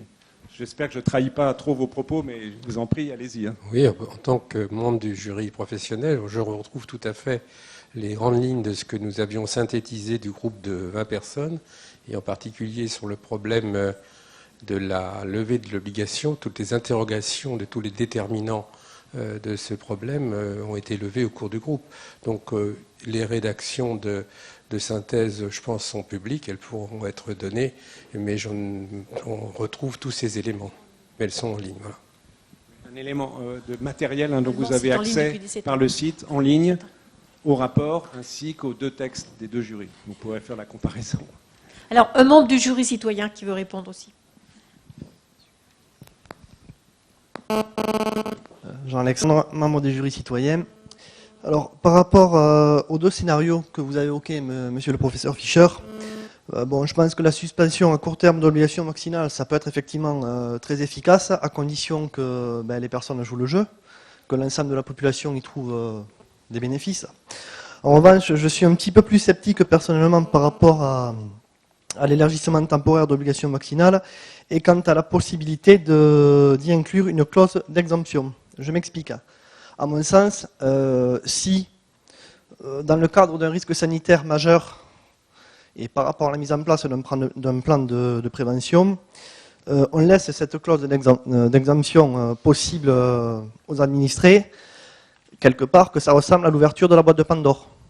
Vous avez complètement raison, c'est pourquoi, mais peut-être je n'ai pas été assez clair, nous avons ajouté la proposition qui est que, en cas de baisse significative de la couverture vaccinale, qui serait suivie bien sûr avec tous les paramètres disponibles et peut-être encore plus sophistiqués, en cas de baisse, même avant d'attendre la survenue d'une épidémie, avant d'observer, excusez-moi, la survenue d'une épidémie, il soit possible, il soit légalement possible de suspendre ou de supprimer la clause d'exemption pour éviter, comme vous le dites, qu'on ouvre la boîte de Pandore. Parce qu'effectivement, et pour finir, je dirais que c'est l'intérêt général qui devrait primer, et pas l'intérêt individuel. Vous avez une excellente synthèse des jurys. Oui, bonjour, Didier Lambert, je suis président de l'association d'entraide aux malades de myofasciite à macrophage, une maladie imputée au sel d'aluminium dans les vaccins, et porte-parole de la campagne pour des vaccins sans aluminium. J'ai joué le jeu de la concertation. Vous le savez, en tout cas pour une partie, j'ai rencontré les jurys citoyens professionnels de santé. Je suis profondément, je ne sais pas comment dire, choqué par les conclusions que vous présentez aujourd'hui. Pour moi, elles ne sont pas fidèles à ce que j'ai entendu. Donc premièrement, donc, le commentaire, c'est que vous avez indiqué que 41% des personnes françaises sont méfiantes vis-à-vis de la vaccination. Et on sait que cette méfiance, actuellement, est essentiellement liée à la présence des sels d'aluminium dans les vaccins. Essentiellement, majoritairement. Deuxièmement, pour avoir aussi rencontré donc, les jurys, je sais que c'était une préoccupation qu'ils partageaient. Donc j'ai deux questions. La première question, vous aviez prévu, dans le cadre, ça avait été annoncé dans le dossier de presse du mois d'avril, que le résultat des enquêtes et les auditions qui ont été filmées seraient mises à disposition du public et en particulier pourraient servir à la réflexion des internautes qui souhaitaient pouvoir intervenir après et poser des questions. Donc la première question, c'est pourquoi est-ce que cela n'a pas été fait ? La deuxième je peux répondre à cette question avant de passer à la seconde. Okay. Très ponctuellement, aujourd'hui, à la minute qu'il est, tous ces documents sont en ligne.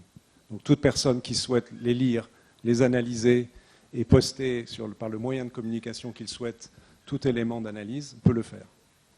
Oui. Le principe des conférences de citoyens, c'est qu'effectivement, on forme des citoyens qui, eux, après, vont former le public. Et donc, il aurait été intéressant que ces débats soient à la disposition de tout le monde avant que les personnes puissent s'exprimer, à mon avis, sur le site Internet. La deuxième question... Ouais, voilà. Enfin, c'était prévu comme ça, en tout cas. Strictement, non. C'était prévu comme ça. C'est sûr que ça soit un point essentiel, me semble-t-il. Mais... Ben, écoutez, je ne sais pas. La deuxième question, c'est que quand il y a eu la restitution de l'avis des jurys au mois d'octobre, donc j'étais aussi présent, la question de l'aluminium dans les vaccins a été très très présente. Enfin, moi, ce que j'avais noté de manière manuscrite, les jurys demandaient la réintroduction des vaccins sans aluminium rapidement. Ils demandaient des vaccins sans aluminium, particulièrement avec du phosphate de calcium, par exemple, un financement transparent et public de la recherche, pas de conflit d'intérêts au niveau des personnes, des experts qui conseillent le gouvernement, un suivi des effets indésirables sur le moyen et le long terme et pas que sur le court terme, une meilleure connaissance des groupes à risque qui peuvent exister, une juste indemnisation des préjudices, et je pense que c'est le point que vous avez mentionné aujourd'hui. Pas uniquement. Okay. Il y a les deux premiers points, je vais répondre sur les deux premiers points, mais à partir de votre troisième point, tout y est. Vous pouvez reprendre. Si vous voulez. Bon, après, bon. Ben, si, c'est important. Vous le trouverez dans le rapport complet. Chacun pourra juger. Oui. Non, mais je ne voudrais pas laisser dire qu'on n'ait pas repris tous les points, et je vais répondre sur les 2 premiers. La réponse est dans le rapport. Si j'avais commencé à parler de tout ce qui est dans le rapport, il y en avait pour jusqu'à minuit, donc ce n'est pas possible.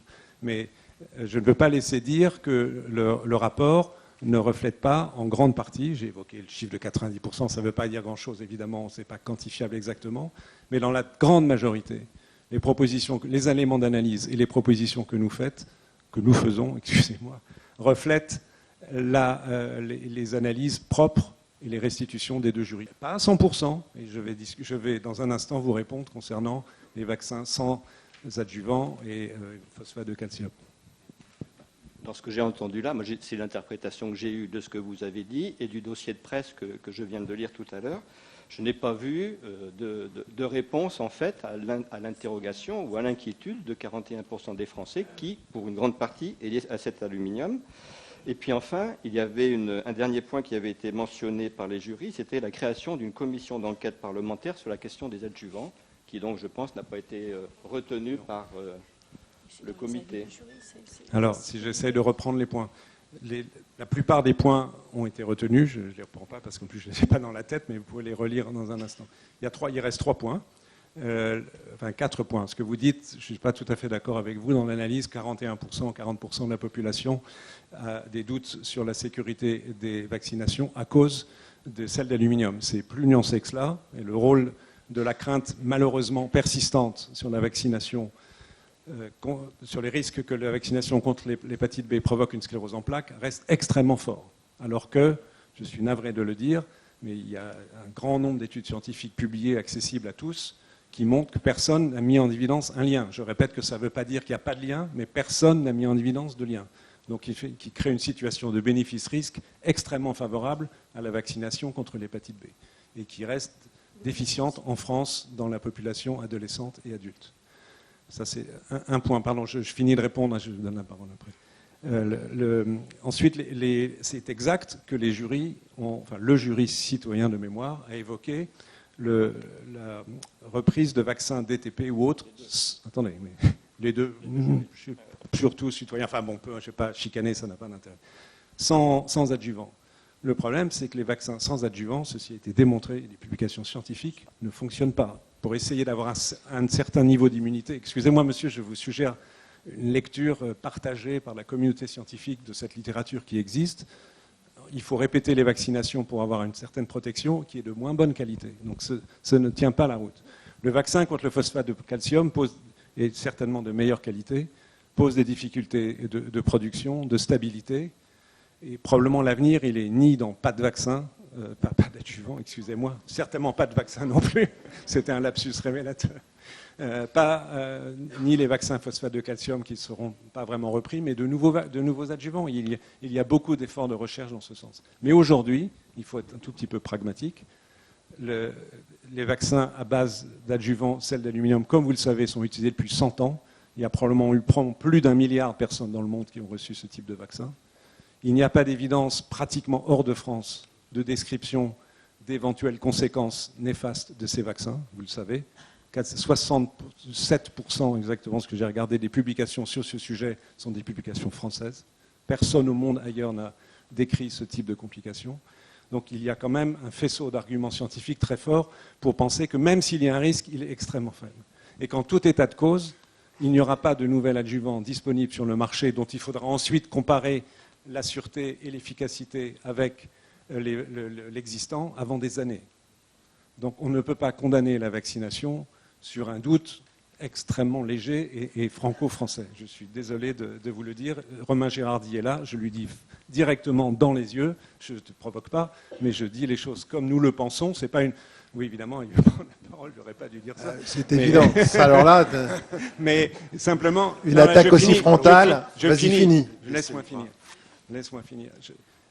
C'est Romain Gérardi contre le reste du monde. Il faut quand même dire les choses comme elles sont sur ce sujet dans la communauté médicale et scientifique. Il faut le savoir. Et je pense qu'il faut que les médias le sachent. Alors, laisse-moi répondre, s'il te plaît. Vas-y. Bon. Syndrome de fatigue chronique et vaccin aluminique. Il y a 7 pays. 7. La France, c'est un pays. Donc, il y en a 6 autres. Le Canada, Israël, le Portugal, le Danemark, la Belgique, qui ont rapporté des séries de patients atteints de syndrome de fatigue chronique après des vaccins aluminiques. Donc moi je veux bien qu'on soit seul, mais c'est objectivement pas vrai. Parce que je suis pas d'accord. Le seul point, chacun lire de la littérature scientifique. Exactement, qu'ils le lisent, qu'ils me demandent les publications, je leur donnerai. Le point, moi je suis d'accord avec tout ce qui a été dit en fait à 95%. J'ai un point quand même qui me préoccupe comme chercheur. C'est la question relative à la recherche. Je pense qu'il faut bien comprendre que si on veut prévenir un effet indésirable d'un vaccin, il faut d'abord le comprendre. Si on veut le comprendre, il faut l'étudier. Pour l'étudier, il faut qu'il soit financé. Et pour que le financement arrive, il faut admettre que les choses existent. Donc, en bloquant la reconnaissance de la possibilité forte de l'existence d'un problème, vous bloquez la possibilité de prévenir le problème sur les vaccins en cours et ceux qui sont en développement. Et donc je dis que là, il y a un vrai problème de bloquer une recherche publique financée sur les effets indésirables au sens large. Et pas simplement sur les effets locaux indésirables qui gênent l'acceptabilité à court terme des vaccins. Tu verras dans le rapport que oui.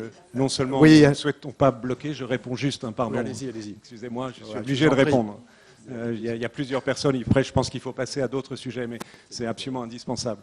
Juste dire que tu liras le rapport, nous ne bloquons rien du tout, nous promouvons la recherche sur la pharmacovigilance, je vais y arriver, et d'une manière générale la recherche ouverte sur la détection possible d'événements ou d'effets indésirables qui ne sont pas connus aujourd'hui. Il faut absolument être ouvert, il n'y a aucun blocage de rien du tout.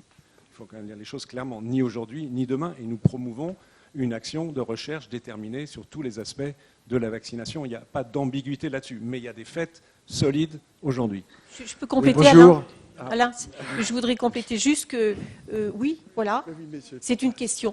C'est une question qu'on ne peut pas éliminer, et on ne l'éliminera pas. Mais ce qu'on peut espérer, c'est que la création des registres, si on a enfin des registres de vaccination en France, permettra de mettre en lumière énormément d'éventuels effets indésirables, peut-être même certains qu'on ne connaît pas encore. Je doute, parce qu'on a pu détecter des événements très rare comme la narcolepsie. Donc mais si, pas énormément. Les registres sont faits pour faire remonter aussi. Bien sûr que c'est important. Mais et aussi allez. Francis Abramovici, médecin généraliste à la revue Médecine, pour rester un tout petit peu dans le côté émotionnel, puisqu'on est là-dedans, et dans la science également. D'abord, moi, je suis très satisfait de cette restitution, et je me rappelle de mes amis à l'école qui avaient la poliomyélite et des patients qui sont morts du tétanos. Mais ma question n'était pas celle-là, c'est peut-être ça n'était pas dans les demandes. Et la vaccination pendant la grossesse, puisque la grossesse est aussi une chose qui est non négligeable. Peut-être que vous ne pouviez pas tout traiter, mais c'est une question qui me semble intéressante. Si vous avez des réponses là-dessus, merci beaucoup. Non, merci de votre commentaire. Je n'ai pas de réponse spécifique. Et effectivement, il y a beaucoup de sujets spécifiques de la vaccination, y compris certains vaccins qui sont utiles aujourd'hui pendant la grossesse et probablement qui seront utiles à l'avenir à l'égard de bactéries responsables d'infections très graves du nouveau-né, pour lesquelles on peut espérer la mise au point de vaccins dans les années qui viennent. Donc c'est un sujet évidemment d'intérêt, mais malheureusement, on ne peut pas tout. Mais vous avez parfaitement raison.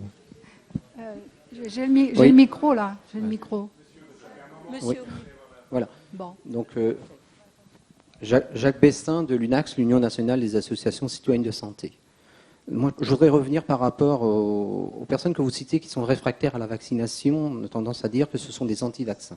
Aujourd'hui, dans la population, les gens qui sont réfractaires, ce sont des gens qui sont victimes aussi des vaccins, qui ont des enfants malades et qui, lorsqu'ils se représentent chez leur médecin généraliste suite à une vaccination parce qu'il y a un problème, non seulement les parents sont complètement désemparés, le médecin généraliste est désemparé parce qu'il ne peut pas répondre face à la situation. Et face à toutes ces complications, ces parents sont complètement mis de côté. Aujourd'hui, pour acheter ne serait-ce qu'un matériel médical et tout, n'étant pas reconnus au-delà de 78% de handicap, ils n'ont pas d'aide financière. Donc il faut qu'ils se débrouillent avec ça. Le seul moyen aujourd'hui qu'ont les familles pour se faire entendre, on l'a vu avec le Méningitech, le vaccin Méningitech, 600 familles ont déposé plainte, ils ont des enfants malades pour la plupart, on les néglige et on les laisse de côté. Donc le seul recours qu'ils ont, c'est les procédures judiciaires.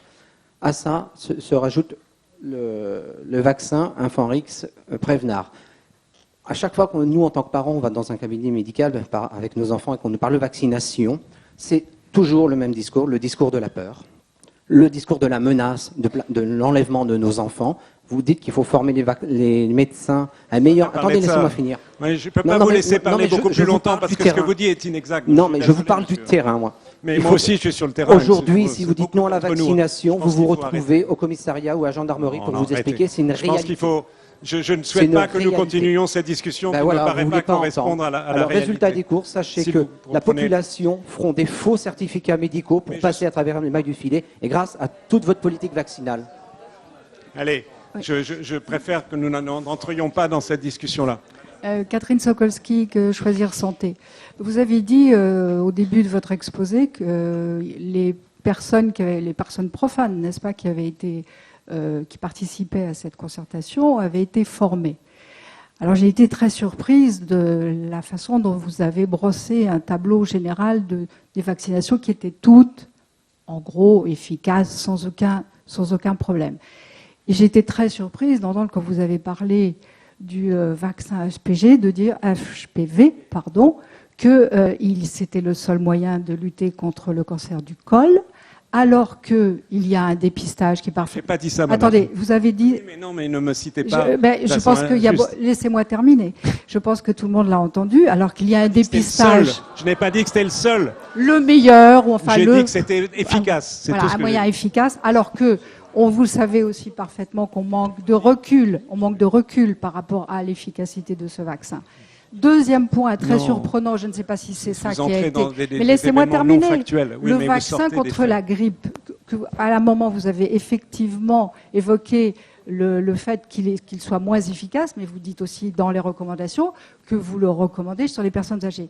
Alors que les sources indépendantes de travaux sur le sujet, la collaboration Cochrane, demande à refaire des essais cliniques, puisque les preuves d'efficacité, en particulier chez les personnes âgées, sont tout à fait indigentes, étant donné la non-qualité des essais sur ce sujet. Alors je suis très étonnée je me demande quel type de formation vous avez donné moi, en tant que journaliste ayant travaillé sur ce sujet, ça n'est pas du tout les données de la science concernant ce sujet.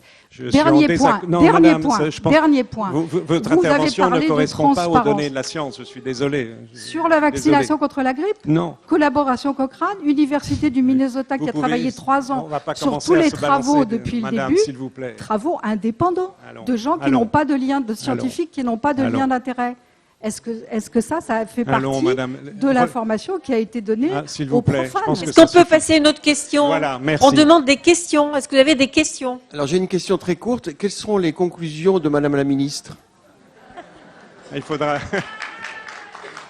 Nous avons remis ce rapport. Merci d'avoir posé la question. C'est évidemment la suite attendue de ce travail. Donc, bien évidemment, le rapport a été transmis à la ministre. Je pense que la ministre et ses services, ils l'ont depuis quelques jours, sont en train de l'étudier. Et comme vous, je suis bien sûr très intéressé de savoir quelles conséquences, quelles seront les vues de la ministre, ce qu'elle proposera.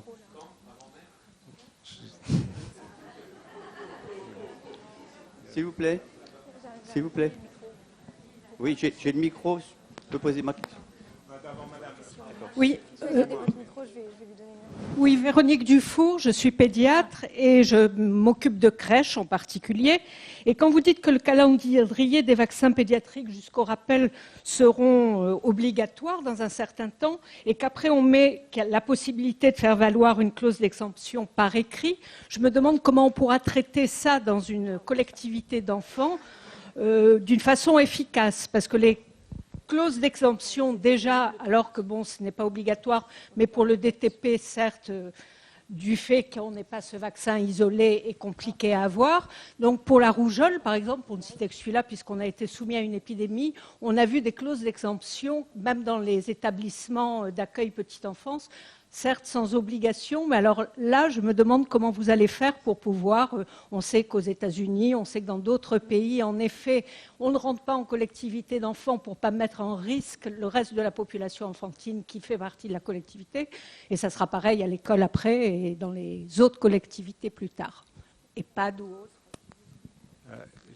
C'est une très bonne question. C'est évident que la faisabilité des mesures proposées mérite d'être étudiée en grand détail. Simplement, le point d'entrée, c'est le contact entre une famille donnée et un médecin, un pédiatre, un médecin généraliste. Et c'est là, dans ce débat-là, que va se jouer cette éventuelle clause d'exemption qui peut être durable, pas durable, et dont on espère bien évidemment qu'elle sera utilisée que dans un très faible nombre de cas. Et je répète que si ça ne devait pas être le cas, notre proposition est que cette clause d'exemption soit supprimée. Mais ça ne répond pas complètement à votre question. Je n'ai pas la réponse complète à votre question, c'est évident. Ça a besoin d'être analysé de façon fine. Olivier Drigny, vice-président de l'Ordre national des infirmiers. Moi, je voulais parler de la question du chemin vaccinal. Vous avez dit qu'il était très compliqué. En fait, il est relativement simple. À l'hôpital, c'est le médecin prescrit, l'infirmier réalise toutes les vaccinations sans aucune. Il est formé pour ça. Il a toutes les. En libéral, d'après les textes, il a le droit de vacciner, sauf qu'il y a une limite à l'heure actuelle qui a été mise, qui concerne juste la vaccination de la grippe, qui lui autorise à faire la vaccination de la grippe dans certaines conditions, en particulier chez les personnes âgées et les personnes en difficulté, quoi. Bon. Moi, ce que je me pose comme question, c'est que vous avez 600 000 infirmières. Presque 1% de la population est infirmière. Et elles sont toutes formées à la vaccination. Elles ont toutes l'autorisation de vacciner. Pourquoi on n'utilise pas ce volant évident de simplification du fameux parcours? L'infirmière, elle a le droit, elle sait faire. Vous l'autorisez à faire ce qu'elle sait faire, et elle le fait. Il n'y a pas besoin d'aller-retour entre le médecin, le pharmacien, le retour au médecin et la prescription du vaccin chez l'infirmière. C'est pratiqué, article 51, c'est pratiqué dans 3 régions sans aucun problème, et elles ont le droit de faire la vaccination en lieu et place du médecin, entre guillemets, selon leur protocole, et même de faire des sérologies, avec la satisfaction totale. On avait dit qu'on élargirait, je termine, on avait dit qu'on élargirait les protocoles qui fonctionnent et qui rentreraient, de par le fait, dans le cursus de formation et donc dans les habilitations des infirmières. Qu'attendons-nous? Ça fait plus de 5 ans qu'on a fait la démonstration que ça marchait. Vous lirez dans plus de détails dans le rapport. En gros, nous écrivons la même chose. Nous souhaitons l'engagement le plus fort possible des infirmiers et des infirmières dans la vaccination de la population. Vous lirez plus en détail. Je l'ai évoqué brièvement, mais c'est clair que cela fait partie des recommandations qui ont d'ailleurs proviennent aussi des rapports, des remarques des 2 jurys. On a interrogé le Conseil de l'Ordre et les syndicats infirmiers, entre autres. Oui, bonsoir, Gérard Thibault. Alors, je ne suis pas journaliste, mais je suis simplement un malade touché par une maladie chronique. Et donc, je vais parler au titre de la famille des immunodéprimés, également au titre d'un travail important qui a été mené pendant 3 ans par le groupe Avenir pour voir justement tous les avantages de la vaccination. Bon, c'est dommage, c'est un peu trop tard, sinon on aurait peut-être pu paxer nos résultats et ça aurait été intéressant. Ce que je veux dire, c'est le cœur qui vous parle ce soir, et puis c'est un enfant qui a été touché par cette maladie et titulaire d'une double pneumonie. Je peux vous assurer que si j'avais pas rencontré la vaccination par rapport au pneumocoque, la vaccination par rapport à la grippe, je ne serais certainement pas là en train de vous parler ce soir. Donc on est bien conscient qu'il y a un rapport, et vous l'avez bien mentionné, bénéfice-risque, mais je pense que le malade, certains malades, et même le bien portant, sans la vaccination, c'est vraiment souvent en difficulté. Voilà, c'est simplement ce que je voulais dire. Merci de votre témoignage. J'ai essayé d'évoquer ces difficultés, mais vous les retrouverez dans la lecture du rapport. On souscrit complètement, et je pense que l'engagement de vos associations, de votre fondation, pour la promotion de la vaccination, notamment pour les patients que vous représentez, va être essentiel, à mon avis. Marie-Hélène Certain, donc médecin généraliste en quartier populaire et représentant le Collège de la médecine générale. Donc, je voulais juste dire, c'est témoignage de la pratique quotidienne, que quand même le fait qu'il y ait des vaccins obligatoires, c'est un effet d'entraînement au quotidien pour aussi les autres vaccinations, et on le voit tous les jours, et notamment pour les enfants. Et je voudrais juste dire que le parcours pour les enfants est quand même pas si compliqué que ça, puisque notamment avec la simplification du nombre de vaccinations, on prescrit d'une fois sur l'autre les vaccins, ce qui évite quand même le passage dont vous avez fait état entre médecins, pharmaciens, etc. Et que d'une fois sur l'autre, en tout cas pour les enfants, c'est ce qui se passe. Je voudrais juste dire aussi qu'il y a maintenant dans la loi le médecin traitant de l'enfant, de 0 à 16 ans, le médecin traitant pouvant être un médecin généraliste, un pédiatre et aussi des enfants qui sont suivis en PMI, et que ça, c'est quand même extrêmement important pour justement l'application du calendrier vaccinal, y compris les vaccins recommandés, mais pour l'instant non obligatoires. Et je voulais quand même poser 2 questions, et la collègue les a évoquées, c'est-à-dire pour cette clause d'exemption, qui est peut-être normal de la mettre, je crains quand même beaucoup de travail, beaucoup de difficultés pour les professionnels de terrain pour l'application de ça. Et si on doit passer notre temps à négocier des clauses d'exemption, etc., pour des raisons peut-être légitimes, mais en tout cas pour l'instant pas vraiment prouvées par la science, comme vous l'avez dit, ça nous pose question au niveau de l'applicabilité et du travail que ça va donner. Je vous fais l'impasse sur la démographie des professionnels de santé. Et la deuxième question, c'était entre l'obligation vaccinale et l'obligation pour les inscriptions en collectivité, crèche ou école. Comment vous répondez à cette question-là? Ça me permet de répondre d'abord à la seconde question, qui était le scénario qui a été d'ailleurs proposé, je crois, par l'Ordre des médecins, par l'Académie de médecine, qui est celui de l'exigibilité des vaccins pour l'entrée en collectivité, qui est une hypothèse intéressante, mais 2 remarques. D'autre part, premièrement, là, je me tourne vers toi, le spécialiste juriste nous indique que l'exigibilité et l'obligation, c'est la même chose. Donc ce n'est pas une situation vraiment différente. Et la limite de cette approche est que malheureusement, un certain nombre d'enfants, comme vous le savez mieux que moi, n'entrent en collectivité que plus tard, à 3 ans en maternelle, voire 6 ans en primaire, et donc risquent, dans ce cadre-là, d'échapper aux vaccinations les plus précoces. Donc il nous a paru que ce scénario, malgré certains avantages, avait des inconvénients et un risque de voir notamment beaucoup de nourrissons, enfin beaucoup, même si c'est 10%, c'est beaucoup, d'enfants de nourrissons qui échapperaient à la vaccination, par exemple, contre la coqueluche ou contre les vaccins de méningite. Donc nous avons pensé qu'il ne fallait pas retenir ce scénario.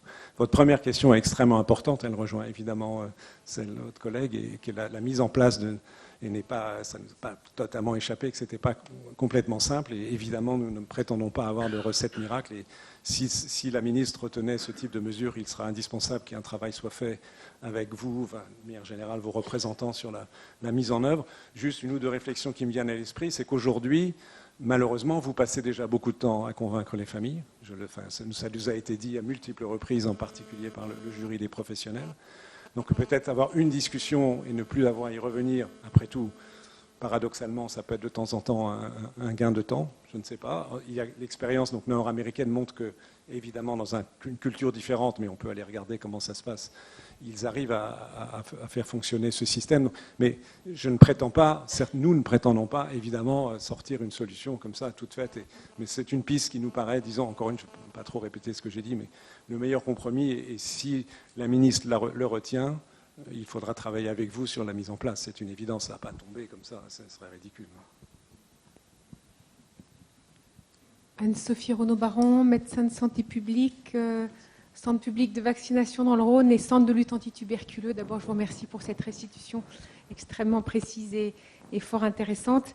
Je voulais revenir sur l'obligation vaccinale pour les professionnels de santé. Vous avez évoqué bien sûr l'hépatite B, la rougeole, la coqueluche. Je voulais, à l'inverse, savoir ce qu'il en serait de la vaccination des professionnels de santé par rapport à la vaccination BCG. Le Haut Conseil a déjà évoqué le fait qu'elle puisse être suspendue, comme le reste de la population en général. Vous dire qu'au quotidien, on est confronté régulièrement par cette vaccination et on doit vacciner encore des adultes par rapport à la vaccination BCG qui rentrent en école médicale ou paramédicale. On sait que ça n'a aucun sens, que ça ne protège pas et ces jeunes ne peuvent pas être admis dans ce type d'école ou les assistantes maternelles par exemple. Donc là, je pense qu'il est urgent qu'on puisse légiférer et qu'il y ait aussi une suspension de l'obligation. Vous ne l'avez pas évoqué dans votre rapport. Notre silence, nous avons été silencieux, mais c'est un silence éloquent. Bien, donc on peut s'attendre à des éléments positifs. On peut s'attendre, c'est... Bon. Nous ne décidons de rien, nous proposons. Bien. Et puis, je voulais rebondir sur le Conseil de l'Ordre des infirmiers en disant que moi aussi, je suis extrêmement favorable pour augmenter la couverture vaccinale, qu'on puisse élargir et donner la possibilité aux infirmières de vacciner à la fois pour la prescription et pour l'acte.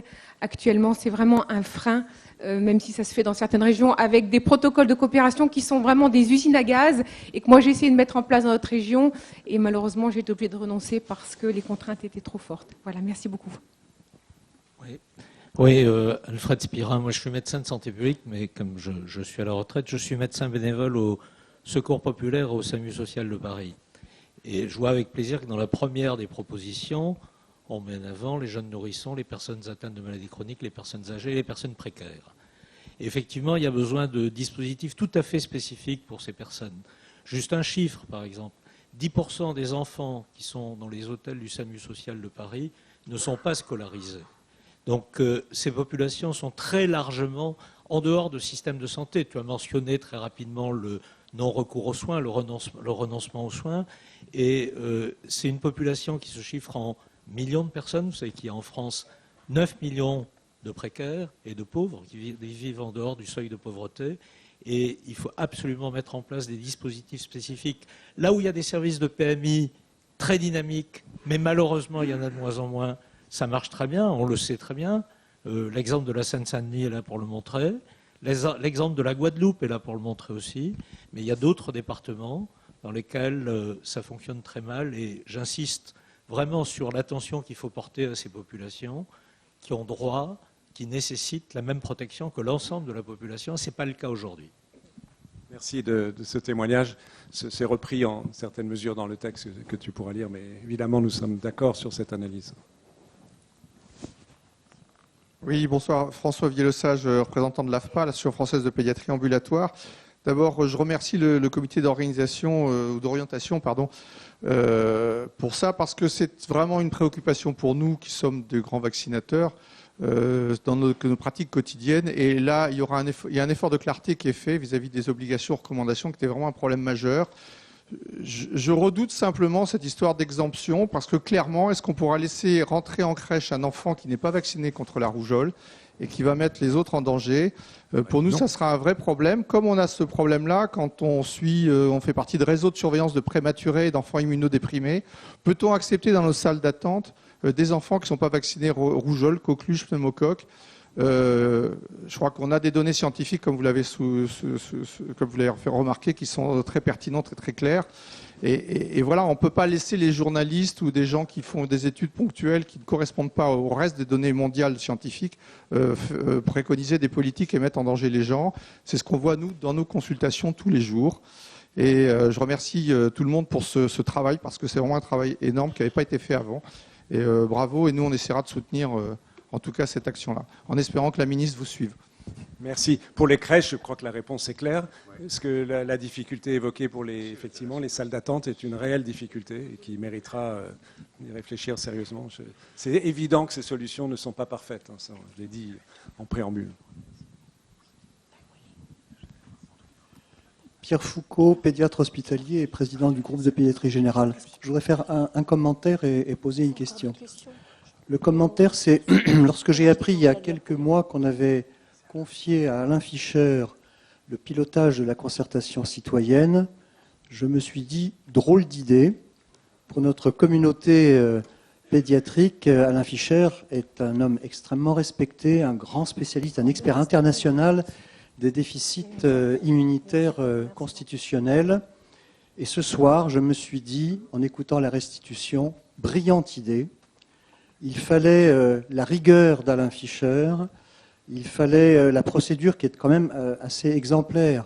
Cette concertation qui a été longue, avec une restitution que je trouve extrêmement convaincante. Mais, évidemment, la question la plus compliquée touche à la levée de l'obligation vaccinale. Si j'ai bien compris, c'est une question. On ne la lève pas pour l'instant. Hein. Comment? On ne la lève pas. C'est ça. C'est bien ce que j'ai compris. Si j'ai bien compris, c'est sur quelques enquêtes menées auprès du public et auprès de médecins généralistes, donc par nature vaccinateurs, que a été levé le doute d'un risque de voir certaines couvertures baisser encore, parce que la période ne s'y prête peut-être pas. Je me souviens que ces questions ont été posées au moment du passage de la vaccination BCG universelle à une vaccination ciblée. Et il y avait vraiment de quoi craindre que la tuberculose ne réémerge ou que sa prévalence augmente, et y compris sur des expériences internationales, je pense à la Suède. Et puis finalement, après avoir bien travaillé, bien accompagné la mesure du passage à une vaccination ciblée, ce qui était craint ne s'est pas produit. Et aujourd'hui, il y a des chiffres connus assez stables, même si nos craintes en matière de tuberculose viennent de l'accès au BCG et plus au ciblage de la population. Donc la question, doit-on considérer comme suffisamment robuste l'élément de crainte? Rien n'est plus difficile à prévoir que l'avenir, mais je pense qu'avec ce que j'ai retenu, c'est une volonté de passer à la levée de l'obligation, à terme, oui. à terme, même si ça passe par une période un peu paradoxale, mais on a entendu pas mal de commentaires sur le risque pris de ce paradoxe, donc la décision prise par la ministre devrait être complexe. Merci. Merci de ton commentaire. Juste, le BCG, comme tu le sais très bien, n'est pas dans la même problématique, ni en termes d'efficacité, ni en termes de crainte dans la population, que ne le sont les vaccins obligatoires actuels. La comparaison n'est peut-être pas tout à fait adéquate, mais c'est un élément de réflexion. Je pense que c'est la dernière question, c'est ça, Claude? Après, vous posez la dernière question et Claude Rambaud conclura. Une question rapide, la dernière question là-bas. L'avant-dernière question pour vous. Allez-y. Jean-Paul Pellet, je suis le président du mouvement pour le respect des droits fondamentaux de la personne. Je milite depuis fort longtemps pour une clause de conscience vaccinale. Au départ, j'avais constaté que cette notion était très bien comprise dans les pays anglo-saxons et très mal comprise dans les pays latins. Or, je m'aperçois que cette notion a fait du chemin, puisqu'aujourd'hui, vous l'avez intégrée dans vos propositions. Alors, je voudrais parler d'abord d'un aspect pratique. Vous avez dit que c'était un compromis, je suis tout à fait d'accord. C'est un excellent compromis qui permet de concilier à la fois les droits des citoyens, les intérêts de l'administration sanitaire et également ceux de l'industrie pharmaceutique. Je ne suis pas du tout contre l'industrie pharmaceutique, elle a sa place dans ce débat. Et je sais que l'industrie pharmaceutique n'est pas contre le principe d'une clause de conscience vaccinale. Bon, vous avez beaucoup parlé des clauses de conscience aux États-Unis. Il y en a une qui est plus proche de chez nous, c'est en Espagne. Elle ne dit pas son nom, mais dans les écoles qui prévoient des obligations vaccinales dans leur règlement intérieur, les parents peuvent refuser les vaccins en signant une décharge. Ce qui fait d'ailleurs qu'il n'y a pas beaucoup de refuseurs, parce que quand on demande aux gens de faire un écrit, il y a beaucoup moins d'amateurs. Voilà. Bon. Donc ça, c'est bien la vision que nous avons. Voilà, donc on est tout à fait d'accord et j'en suis fort heureux. Ça, c'est l'aspect pratique. Je voudrais parler aussi de l'aspect déontologique parce que j'ai très peu entendu parler de déontologie médicale ici. Le principe d'une clause de conscience permettrait de respecter la déontologie médicale. Donc ça serait également une avancée. Voilà, c'est tout ce que j'avais à vous dire. Merci. Donc là, il y avait une dernière question. Oui, c'est juste pour savoir au sujet des obligations. Alors pour les assistantes maternelles, par exemple, les assistantes maternelles, pour qu'elles puissent accueillir 2, 3 ou enfants, quid de ça? Et je voudrais savoir, pour être polémique, il faut que ce soit le père et la mère qui donnent leur accord. Si l'un refuse, quelle est la décision finale?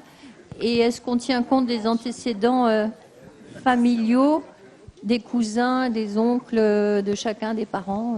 Voilà. Quelques interrogations pratiques. Si un parent est motivé pour refuser de façon absolue, catégorique, et pas l'autre, qui décide? Mais ça existe déjà. Tout à l'heure, quelqu'un a parlé des faux certificats. Ça existe déjà, mais on ne le sait pas.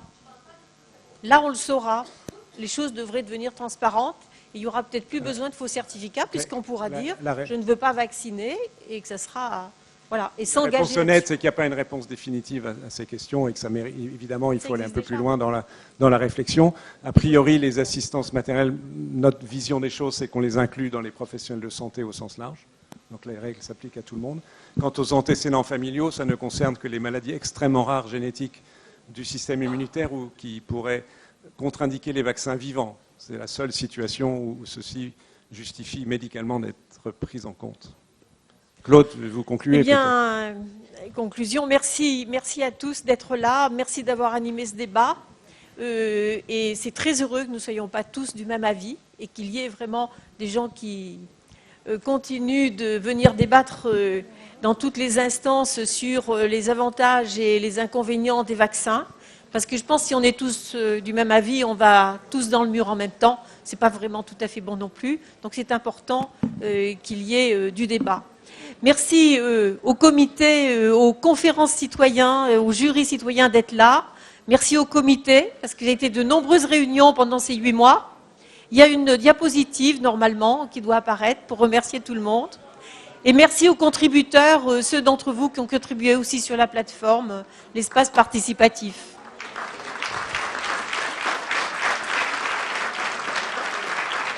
J'ai pas fini. Merci à l'agence Santé publique France qui nous a accompagnés sur le plan stratégique. Merci aussi à l'agence Débat public qui a organisé les jurys citoyens. Et je crois que vous avez un très bon souvenir de nos animateurs. Bon, merci à tout le monde. Bon, eh bien, merci d'être venus. C'était bien que vous soyez là. Hein? Ça n'est pas fini. Ce n'est qu'un début, ce n'est qu'un au revoir.